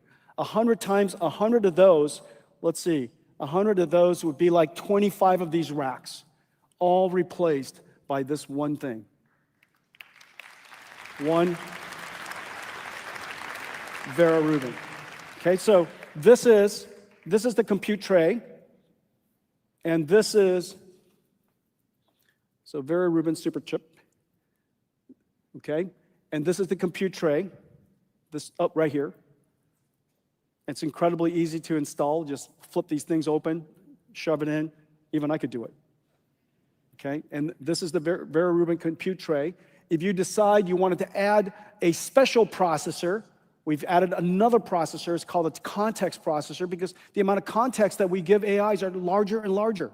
We wanted to read a whole bunch of PDFs before it answered a question. We wanted to read a whole bunch of archive papers, watch a whole bunch of videos. Go learn all this before you answer a question for me. All of that context processing could be added. And so you see on the bottom, 8 ConnectX-9 new Super NICs. You have CPXs, 8 of them. You have Bluefield 4, this new data processor, 2 Vera CPUs, and 4 Rubin packages, or 8 Rubin GPUs. All of that in this one node, completely cableless, 100% liquid cooled. And then this new processor, I won't talk too much about it today, I don't have enough time, but this is completely revolutionary. And the reason for that is because your AIs need to have more and more memory. You're interacting with it more, you wanted to remember our last conversation, everything that you've learned on my behalf, please don't forget it when I come back next time. And so all of that memory is going to create this thing called KV caching, and that KV caching, retrieving it, you might have noticed, every time you go into your AIs these days, it takes longer and longer to refresh and retrieve all of the previous conversations. And the reason for that is that we need a revolutionary new processor, and that's called Bluefield 4. Next is the ConnectX switch, the NVLink switch, which is right here. Okay? This is the NVLink switch. This is what makes it possible for us to connect all of the computers together. And this switch is now several times the bandwidth of the entire world's peak internet traffic. And so that spine is going to communicate and carry all of that data simultaneously to all of the GPUs. On top of that, this is the Spectrum X switch, and this Ethernet switch was designed so that all of the processors could talk to each other at the same time and not gum up the network. Gum up the network, that's very technical. Okay, so these are these three combined, and then this is the quantum switch. This is for InfiniBand, this is Ethernet. We don't care what language you would like to use, whatever standard you like to use, we have great scale-out fabrics for you, whether it's InfiniBand or quantum or Spectrum. Ethernet, this one uses silicon photonics and is completely co-packaged options. Basically, the laser comes right up to the silicon and connects it to our chips. Okay, so this is the Spectrum X Ethernet. And so now let's talk about, thank you. Oh, this is what it looks like. This is a rack. This is 2.5, this is 2 tons, 1.5 1.5 million parts. And the spine, this spine right here, carries the entire internet traffic in 1 second. Same speed, moves it across all of these different processors. 100% liquid cooled. All for the, fastest token generation rate in the world. Okay, so that's what a rack looks like. Now, that's one rack. A gigawatt data center would have, call it, let's see, 16 racks would be 1,000, and then 500 of those. So whatever, 500 times 16. And so call it 9,000 of these, 8,000 of these would be a 1 gigawatt data center. Okay? And so that's a future AI factory. Now, as you notice, NVIDIA started out by designing chips, and then we started to design systems, and we designed AI supercomputers. Now we're designing entire AI factories. Every single time we move out and we integrate more of the problem to solve, we come up with better solutions. We now build entire AI factories.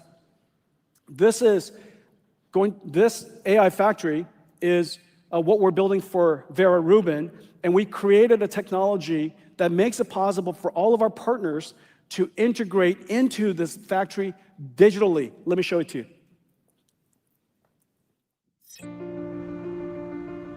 The next industrial revolution is here. And with it, a new kind of factory. AI infrastructure is an ecosystem scale challenge, requiring hundreds of companies to collaborate. NVIDIA Omniverse DSX is a blueprint for building and operating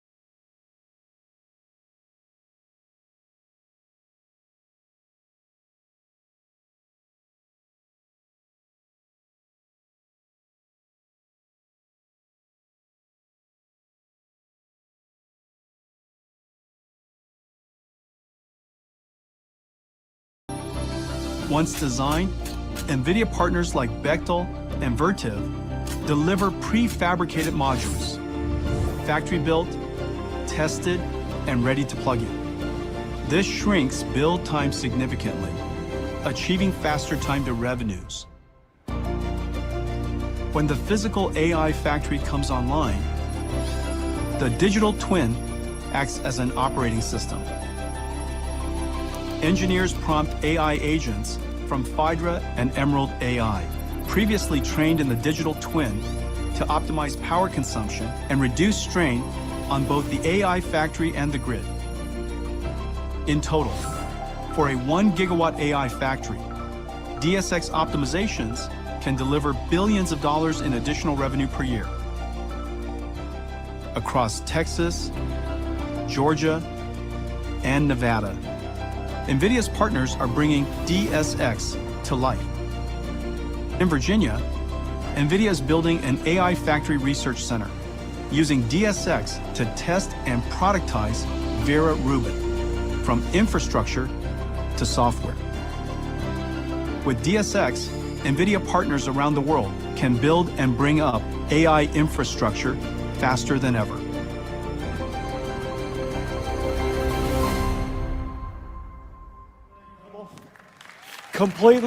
Completely in digital. Long before Vera Rubin exists as a real computer, we've been using it as a digital twin computer. Now, long before these AI factories exist, we will use it, we will design it, we'll plan it, we'll optimize it, and we'll operate it as a digital twin. And so all of our partners that are working with us, I'm incredibly happy for all of you supporting us, and Geo is here, and G. Vernova is here, Schleider. I think Olivier's here, Olivier Blum is here. Siemens, incredible partners. Okay, Roland Bush, I think he's watching. Hi, Roland. And so anyways, really, really great partners working with us. In the beginning, we had CUDA, and we have all these different ecosystems of software partners.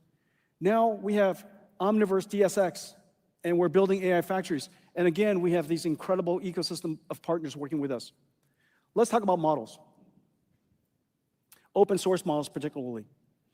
In the last couple of years, several things have happened.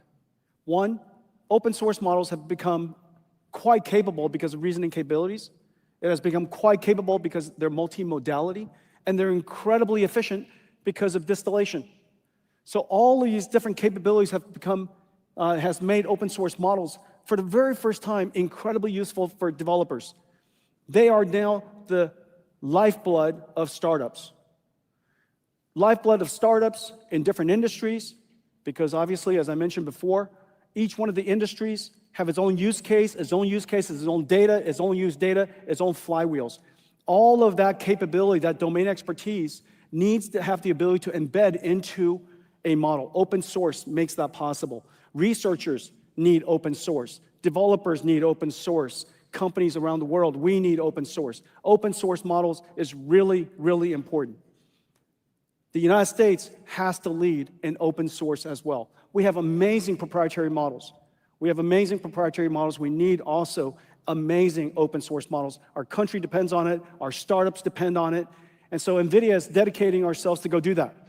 We are now the largest, we lead in open source contribution.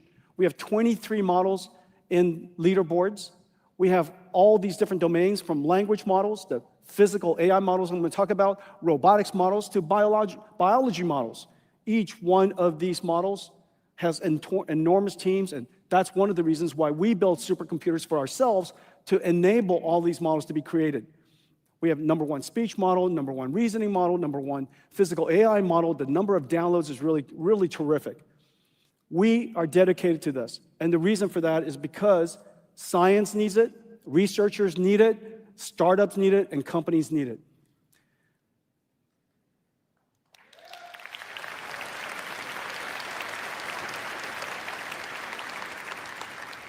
I'm delighted that AI startups build on NVIDIA. They do so for several reasons. One, of course, our ecosystem is rich. Our tools work great. All of our tools work on all of our GPUs. Our GPUs are everywhere. It's literally in every single cloud. It's available on-prem. You could build it yourself. You could build up an enthusiast gaming PC with multiple GPUs in it, and you could download our software stack, and it just works. We have the benefit of rich developers who are making this ecosystem richer and richer and richer. So I'm really pleased with all of the startups that we're working with. I'm thankful for that. It is also the case that many of these startups are now starting to create even more ways to enjoy our GPUs.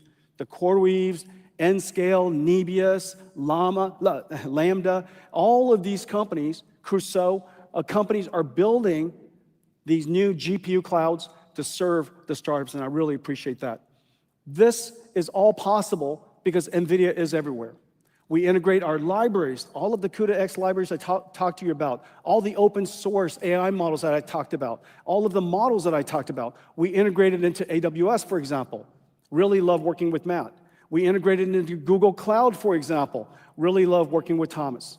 Each one of these clouds integrate NVIDIA GPUs and our computing, our libraries, as well as our models. Love working with Satya over at Microsoft Azure. Love working with Clay at Oracle. Each one of these clouds integrate the NVIDIA stack. As a result, wherever you go, whichever cloud you use, it works incredibly. We also integrate NVIDIA libraries into the world's SaaS, so that each one of these SaaS will eventually become agentic SaaS. I love Bill McDermott's vision for ServiceNow. There you go. I think that might have been Bill. Hi, Bill. And so ServiceNow, what is it, 85% of the world's enterprise workflows. SAP, 80% of the world's commerce. Christian Klein and I are working together to integrate NVIDIA libraries, CUDA-X and NeMo and Nemotron, all of our AI systems into SAP. working with Sassine over at Synopsys, accelerating the world's CAE, CAD, EDA tools so that they could be faster and could scale, helping them create AI agents. One of these days, I would love to hire AI agent ASIC designers to work with our ASIC designers, essentially the cursor of Synopsys, if you will. We're working with Anirudh. Anirudh, I saw him earlier today. He was part of the pre-game show. Cadence, doing incredible work, accelerating their stack, creating AI agents so that we can have Cadence AI ASIC designers and system designers working with us. Today, we're announcing a new one. AI will supercharge productivity. AI will transform just about every industry. But AI will also supercharge cybersecurity challenges, the bad AIs. And so we need an incredible defender. I can't imagine a better defender than CrowdStrike. George is here. He was here. Yep, I saw him earlier. We are partnering with CrowdStrike to make cybersecurity speed of light, to create a system that has cybersecurity AI agents in the cloud, but also incredibly good AI agents on-prem or at the edge. This way, whenever there's a threat, you are moments away from detecting it. We need speed, and we need a fast agentic AI, super smart AIs. I have a second announcement. This is the single fastest enterprise company in the world, probably the single most important enterprise stack in the world today, Palantir Ontology. Anybody from Palantir here? I was just talking to Alex earlier. Oh my God. Oh my goodness. This is Palantir Ontology. Oh my goodness, we've been waiting so long for this. Information, they take data, they take human judgment, and they turn it into business insight. We work with Palantir to accelerate everything Palantir does so that we could do data processing at a much, much larger scale and more speed, whether it's structured data of the past, and of course, we'll have structured data, human recorded data, unstructured data, and process that data for our government, for national security, and for enterprises around the world, process that data at speed of light, and to find insight from it. This is what it's going to look like in the future. Palantir is going to integrate NVIDIA so that we could process at the speed of light and at extraordinary scale. Oh my goodness. Okay? NVIDIA and Palantir. I'm gonna come. Let's talk about physical AI. Physical AI requires 3 computers. Just as it takes 2 computers to train a language model, one that's to train it, evaluate it, and then inference it. Okay, so that's the large GB200 that you see. In order to do it for physical AI, you need 3 computers. You need the computer to train it. This is GB, the Grace Blackwell NVLink 72. We need a computer that does all of the simulations that I showed you earlier with Omniverse DSX. It basically is a digital twin for the robot to learn how to be a good robot and for the factory to essentially be a digital twin. That computer is the second computer, the Omniverse computer. This computer has to be incredibly good at generative AI, and it has to be good at computer graphics, sensor simulation, ray tracing, signal processing. This computer is called the Omniverse computer. And once we train the model, simulate that AI inside a digital twin, and that digital twin could be a digital twin of a factory as well as a whole bunch of digital twins of robots. Then you need to operate that robot, and this is the robotic computer. This one goes into a self-driving car. Half of it could go into a robot, okay? Or you could actually have, robots that are quite agile and quite fast in operations, and it might take 2 of these computers. And so this is the Jensen Thor robotics computer. These 3 computers all run CUDA, and it makes it possible for us to advance physical AI that understand the physical world, understand laws of physics, causality, permanence, physical AI. We have incredible partners working with us to create the physical AI of factories. We're using it ourselves to create our factory in Texas. Now, once we create the robotic factory, we have a bunch of robots that are inside it. And these robots also need the physical AI, applies physical AI, and works inside the digital twin. Let's take a look at it. America is reindustrializing, reshoring manufacturing across every industry. In Houston, Texas, Foxconn is building a state-of-the-art robotic facility for manufacturing Nvda AI infrastructure systems. With labor shortages and skills gaps, digitalization, robotics, and physical AI are more important than ever. The factory is born digital in Omniverse. Foxconn engineers assemble their virtual factory in a Siemens digital twin solution developed on Omniverse technologies. Every system, mechanical, electrical, plumbing, is validated before construction. Siemens Plant Simulation runs design space exploration optimizations to identify ideal layout. When a bottleneck appears, engineers update the layout, with changes managed by Siemens Teamcenter. In Isaac Sim, the same digital twin is used to train and simulate robot AIs. In the assembly area, FANUC manipulators build GB300 tray modules. Bimanual manipulators from FII and Skilled AI install bus bars into the trays, and AMRs shuttle the trays to the test pods. Then, Foxconn uses Omniverse for large-scale sensor simulation, where robot AIs learn to work as a fleet. In Omniverse, Vision AI agents built on NVIDIA Metropolis and Cosmos watch the fleets of robots and workers from above to monitor operations and alert Foxconn engineers of anomalies and safety violations, or even quality issues. And to train new employees, agents power interactive AI coaches for easy worker onboarding. The age of US reindustrialization is here, with people and robots working together. That's the future of manufacturing, the future of factories. I want to thank our partner, Foxconn. Young Liu, the CEO, is here. But all of these ecosystem partners make it possible for us to create the future of robotic factories. The factory is essentially a robot that's orchestrating robots to build things that are robotic. You know, this is the amount of software necessary to do this is so intense that unless you could do it inside a digital twin, to plan it, to design it, to operate it inside a digital twin, the hopes of getting this to work is nearly impossible. I'm so happy to see also that Caterpillar, my friend Joe Creed, and his 100-year-old company is also incorporating digital twins in the way they manufacture. These factories will have future robotic systems, and one of the most advanced is Figure.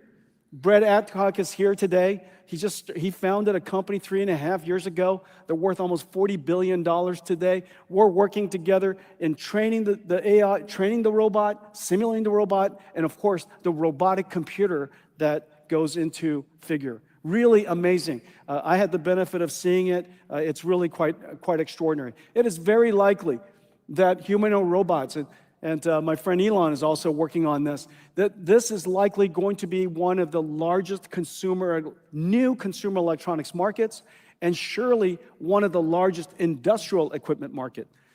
Peggy Johnson and the folks at Agility are working with us on robots for warehouse automation. The folks at Johnson & Johnson working with us again, training the robot, simulating it in digital twins, and also operating the robot. These Johnson & Johnson surgical robots are even going to perform surgery that are completely non-invasive surgery at a precision the world's never seen before. And of course, the cutest robot ever, the Disney robot. And this is something really close to our heart. We're working with Disney Research on an entirely new framework and simulation platform based on revolutionary technology called Newton. And that Newton simulator makes it possible for the robot to learn how to be a good robot inside a physically aware, physically based environment. Let's take a look at it.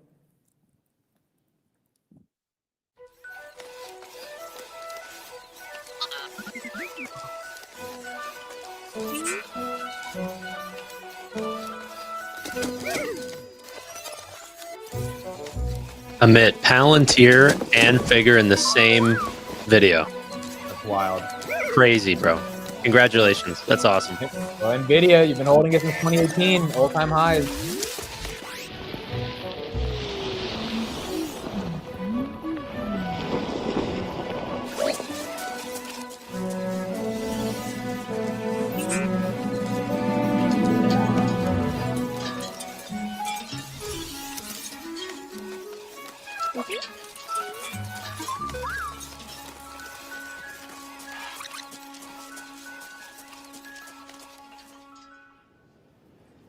Blue, ladies and gentlemen, Disney Blue. Tell me that's not adorable. He's not adorable. We all want one. We all want one. Now, remember, everything you were just seeing, that is not animation. It's not a movie. It's a simulation. That simulation is an omniverse. Omniverse, the digital twin. So these digital twins of factories, digital twins of warehouses, digital twins of surgical rooms, digital twins where Blue could learn how to manipulate and navigate and interact with the world, all completely done in real time. This is going to be the largest consumer electronics product line in the world. Some of them are just really working incredibly well now. This is the future of humanoid robotics, and of course, Blue. Okay?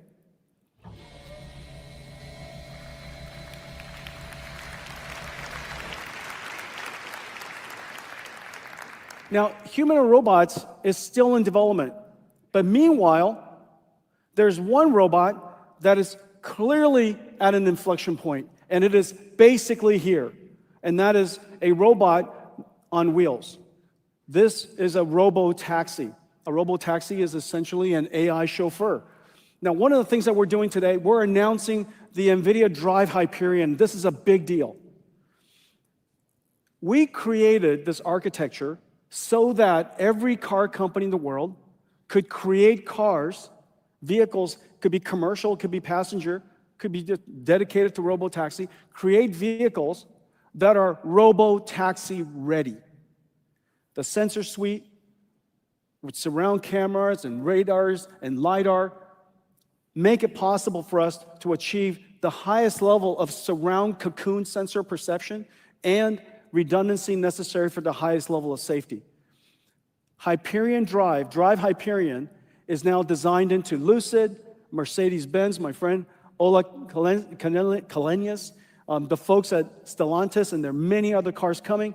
And once you have a basic standard platform, then developers of AV systems, and there's so many talented ones, Wave, Wabi, Aurora, Momenta, Neuro, there's so many of them. WeRide, there's so many of them that can then take their AV system and run it on the standard chassis. Basically, the standard chassis has now become a computing platform on wheels. And because it's standard and the sensor suite is comprehensive, all of them could deploy their AI to it. Let's take a quick look.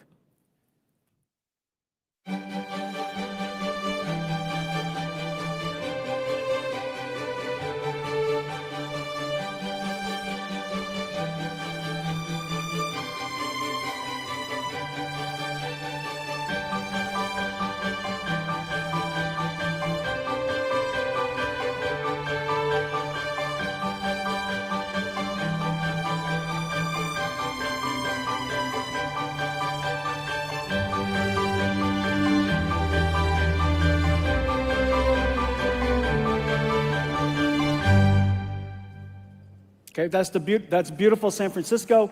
And as you could see, robo-taxi's inflection point is about to get here. And in the future, 1 trillion miles a year that are driven, 100 million cars made each year.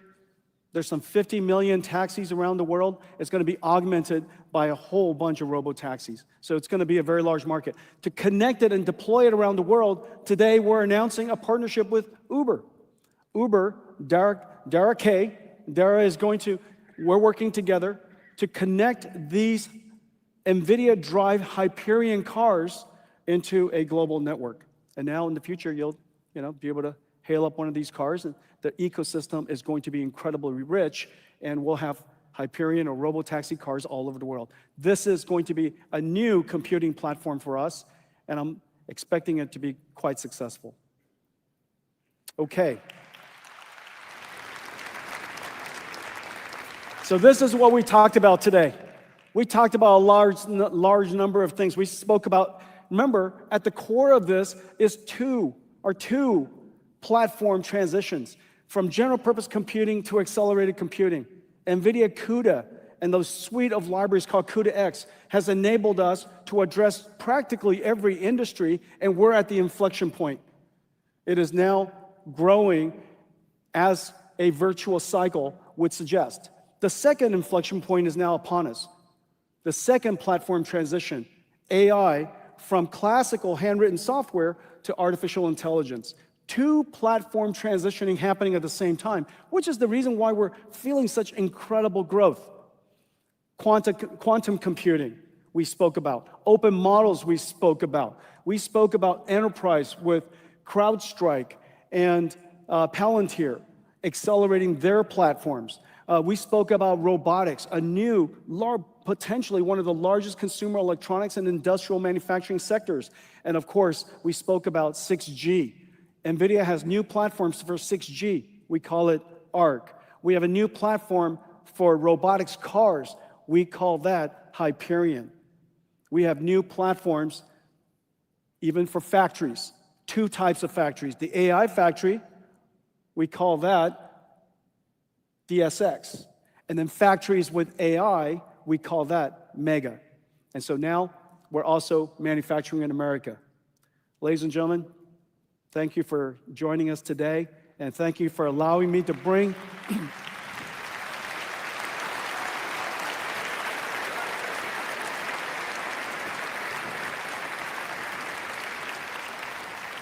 Thank you for allowing us to bring GTC to Washington, D.C. We're going to do it hopefully every year. And thank you all for your service and making America great again. Thank you.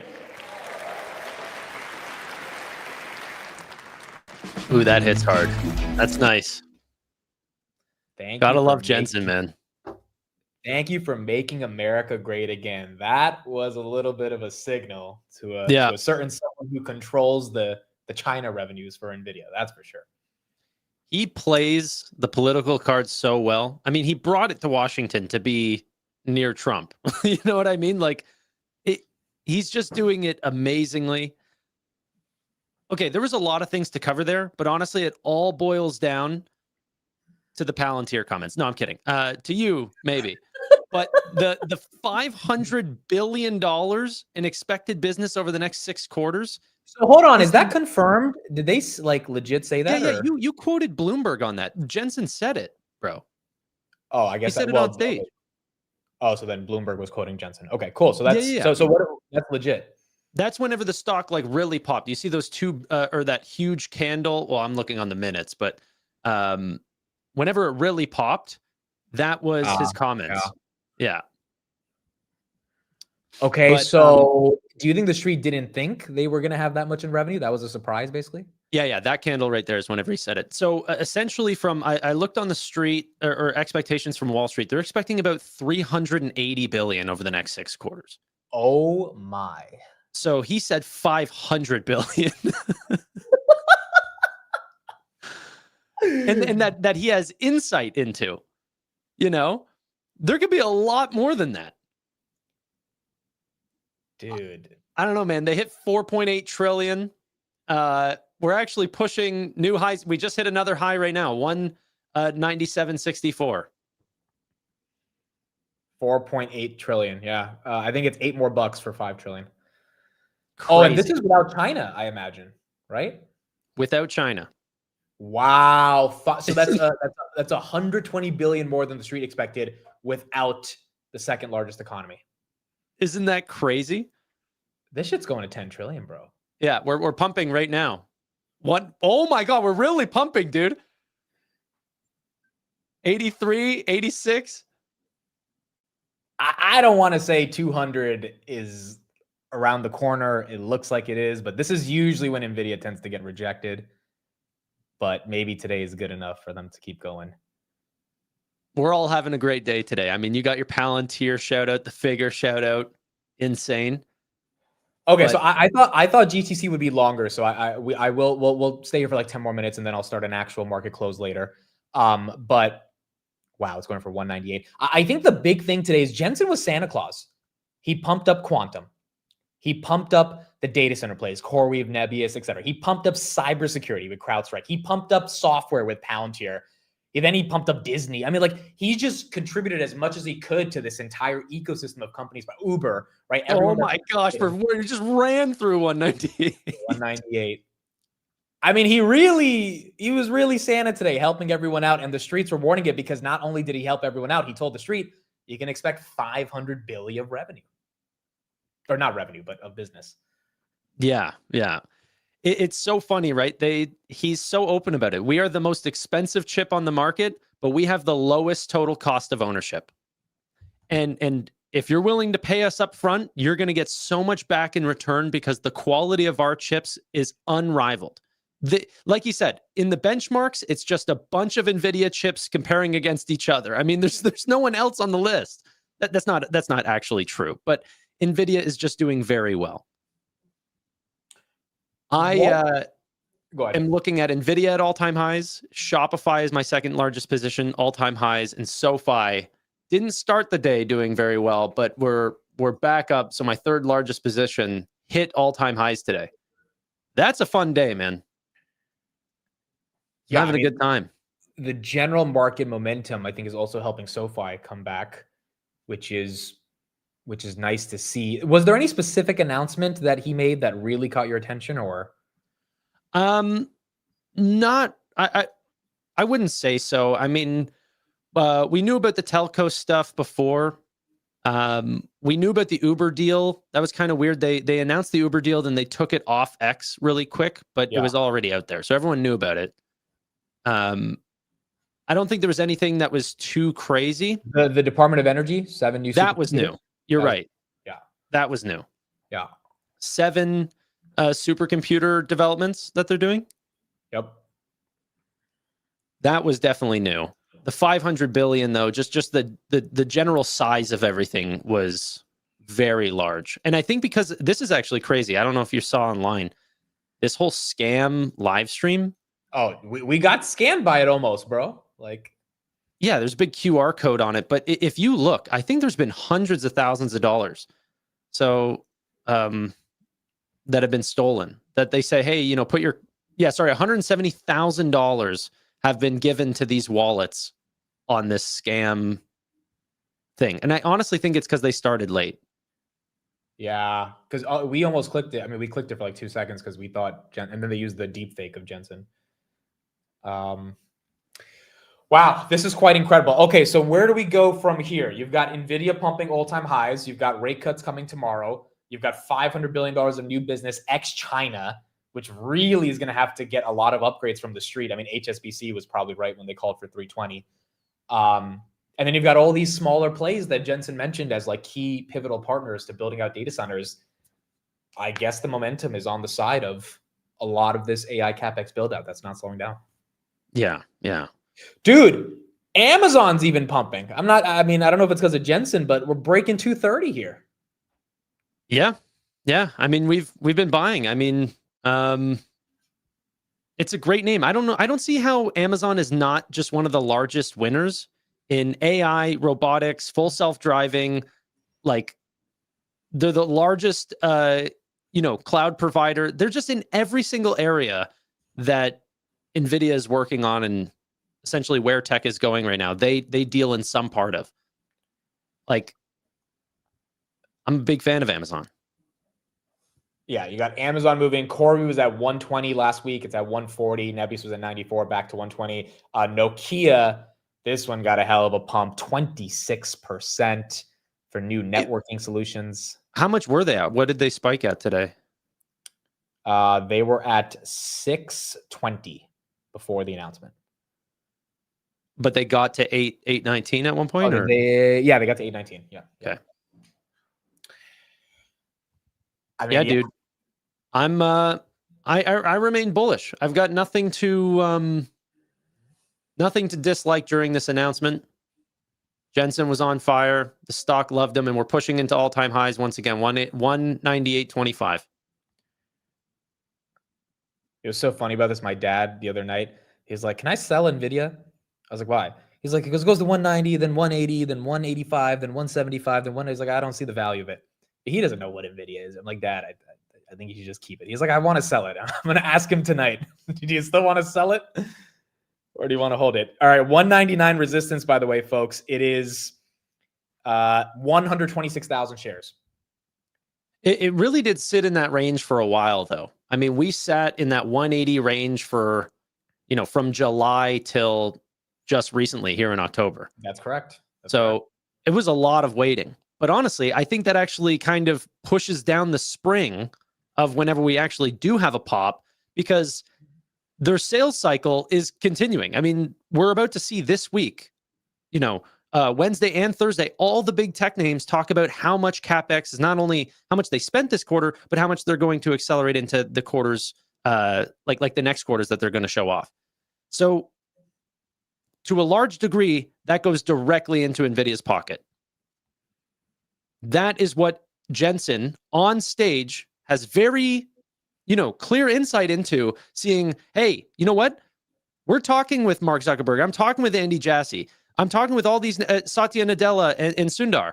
I see $500 billion coming in the next 6 quarters, and that's not including gaming revenue or automotive or any of the other sectors that hopefully also have, additional pops. That's just data center revenue. I agree. I mean, this is an entire technological ecosystem that is being built out, and it looks like there's a lot more time in the quote unquote cycle, and it's not just 12 months. And that's why it's also exciting. OpenAI, Sam Altman aims to cut costs to around $25 billion per gigawatt over a 5-year cycle. Didn't Jensen say it's like $40 billion per gigawatt? Okay, so you got OpenAI's live streaming right now, so that's why they're probably putting out some of those comments. OpenAI aims to cut costs to around $20 billion per gigawatt. Yeah, that's pretty crazy. It's not going to be easy to get it. They're going to have to get some really good deals to get it to those levels.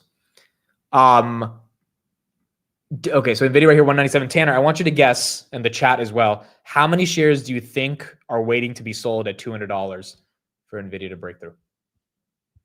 Oh, bro, I've got zero idea. You have to guess. How many people do you think have a sell order ready at 200 for NVIDIA to move up? I wouldn't even be able to get into the ballpark. It's not even something I watch. Okay. I wouldn't even be able to guess. The answer is, a couple of you guys got it, 1,054,000. So someone's gonna have to buy $200 million of NVIDIA to get this thing to get above 200. So it's gonna have some resistance, but you got a couple of viewers that could do you that favor, no? Who knows? Maybe 3% move on NVIDIA. Yeah, where's Triple V when you need them? Do me a favor, buy some NVIDIA, please. All right, so this is a pretty big day. I'm sure we'll have a lot more to talk about it throughout the rest of the day. Real quick for you, the Microsoft OpenAI partnership or announcement. Do you think that is bullish broadly for AI? That Microsoft now has a 27% stake? Yeah, it was a very weird deal overall, but yeah, I mean, they also contracted to spend an additional $250 billion for Azure services. So yeah, I think that it's beneficial for AI in general. I think Microsoft is the largest customer of NVIDIA, if I'm not mistaken. Is that true? I don't know that. I think so.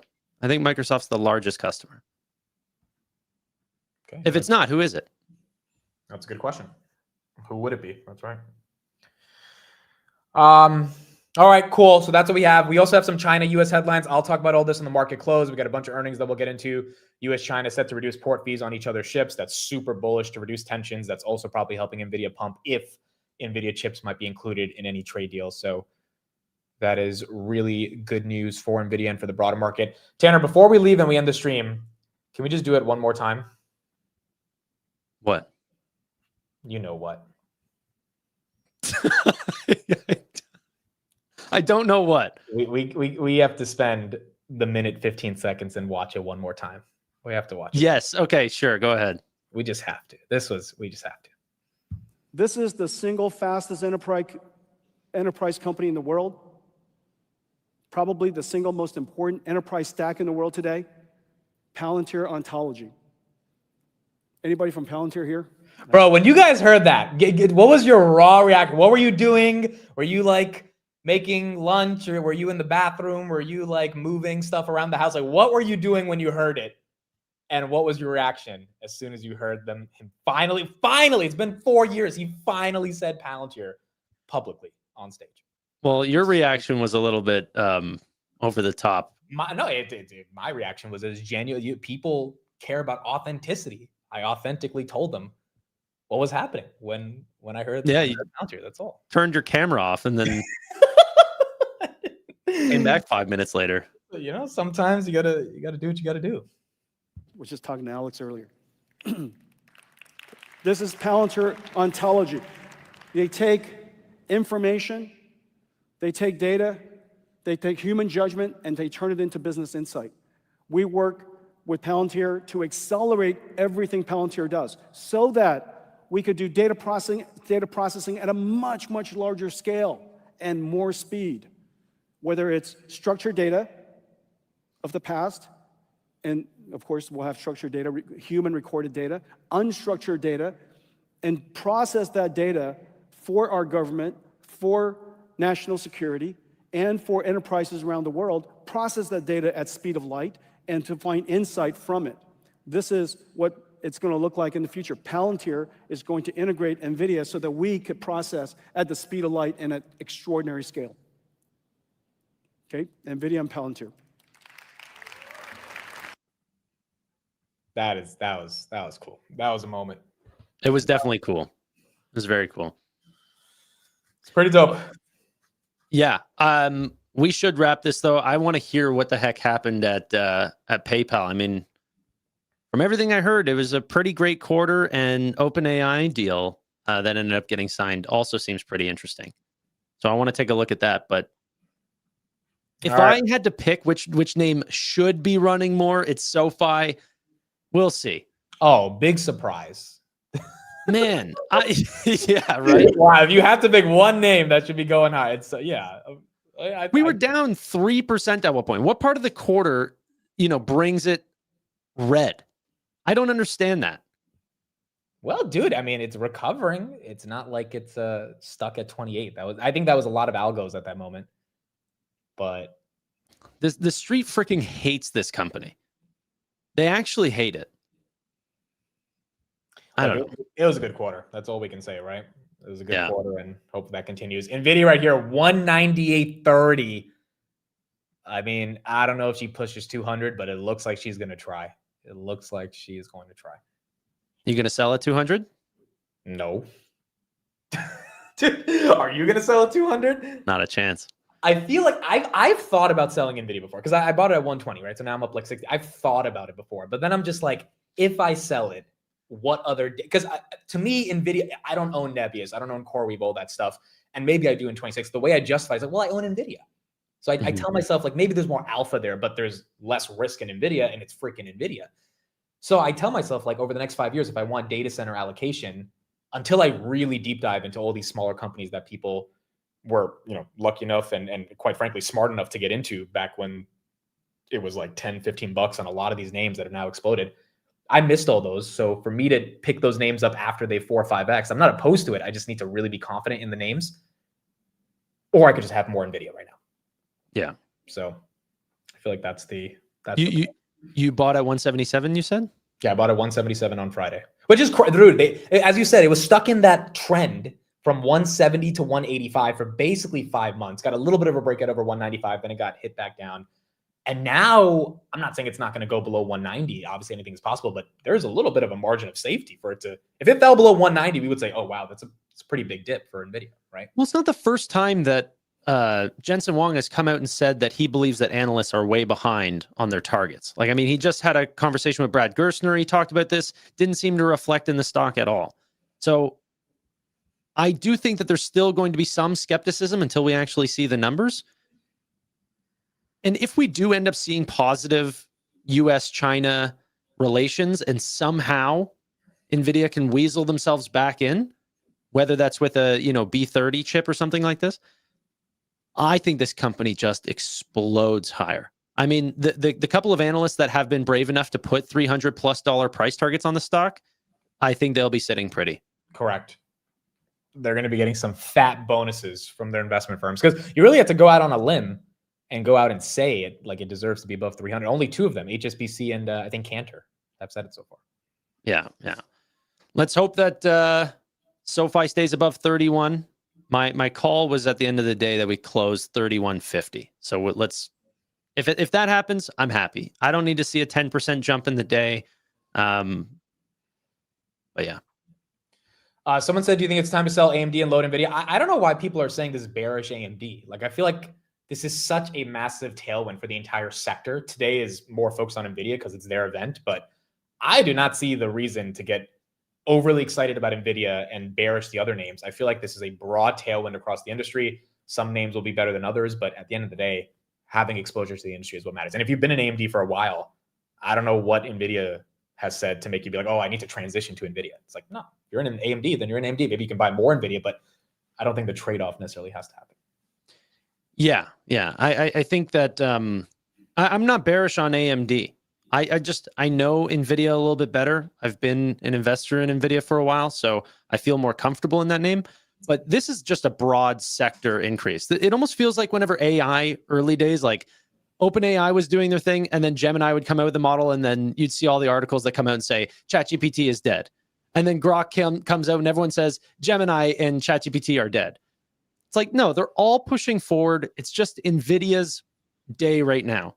AMD is going to end up showing off new chips, new products, new partnerships, and then everyone's going to say that NVIDIA is dead. The truth is, there's so much total addressable market to go around. The Qualcomm fact maybe that even has a chance. Yeah, I mean, Qualcomm got a bunch of upgrades yesterday. The fact that an ETF is up almost 50%, like SMH Semiconductor up 48%, S&P's up 18%. It's quite incredible. It means the whole sector has momentum. The market's expected to continue to grow at a 50% compounded annual growth rate. If that happens, it might be justified. I agree. And again, this is much more important than just interest rates and inflation. That stuff matters. But I think a lot of the bulls from the AI perspective have been saying this is something you have to understand the technology for, not just macro dynamics. And I think that's what Jensen's been saying for the past couple of years as well. So, all right. Thank you, everybody, for being here. Tanner, thank you as well. For those that don't follow Tanner and you're on my channel, I'm linking his YouTube right here, especially if you're interested in SoFi. You can check him out. I'll be live again on the close. We got a bunch of earnings we'll cover, and yeah, we'll talk through all the announcements we got from NVIDIA today as well. A lot of BM&R and crypto talk on my channel lately, for sure. Well, ETH especially, not crypto in general, but ETH.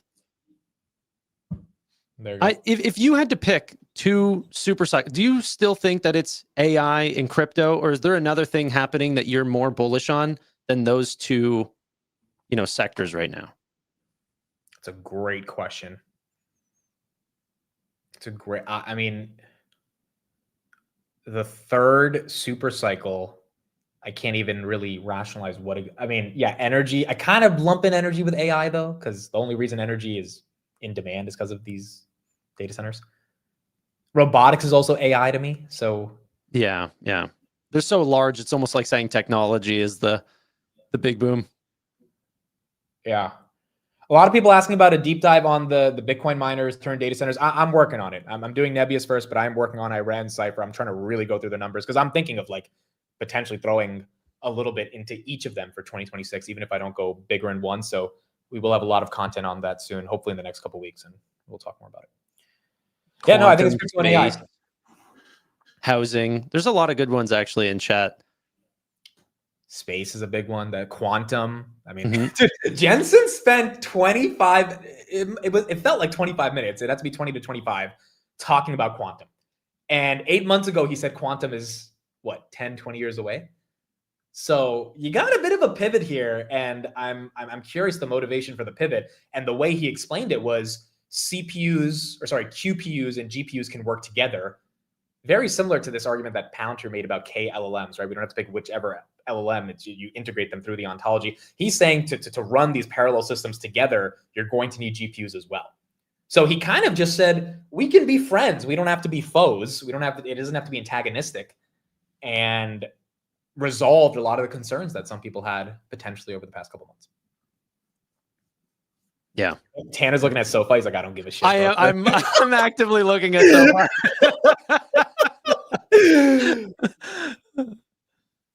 There's just a nice green candle. I'm having some fun over here. What if it goes 35 end of day, bro? What if it happens? It might be the greatest day year to date for me. Wait, today. Oh, your portfolio you have Amazon, SoFi, and Nvda. And Shopify. Oh, and Shop's all-time highs as well, right? Yeah. Dude. So my three big positions are Nvidia, Shopify, SoFi. So wait, that your three bigs are Nvidia, Shopify, and SoFi? Yeah, in that order. Oh, you must be having a fun day, bro. Yeah. You're gonna go do what I did when I heard Palantir from Jensen. Okay. Yeah, that's what I'm trying to get off this stream, dude. All right. Thank you, everybody. We'll see you guys on the market close. Bye, everybody. Have a good one.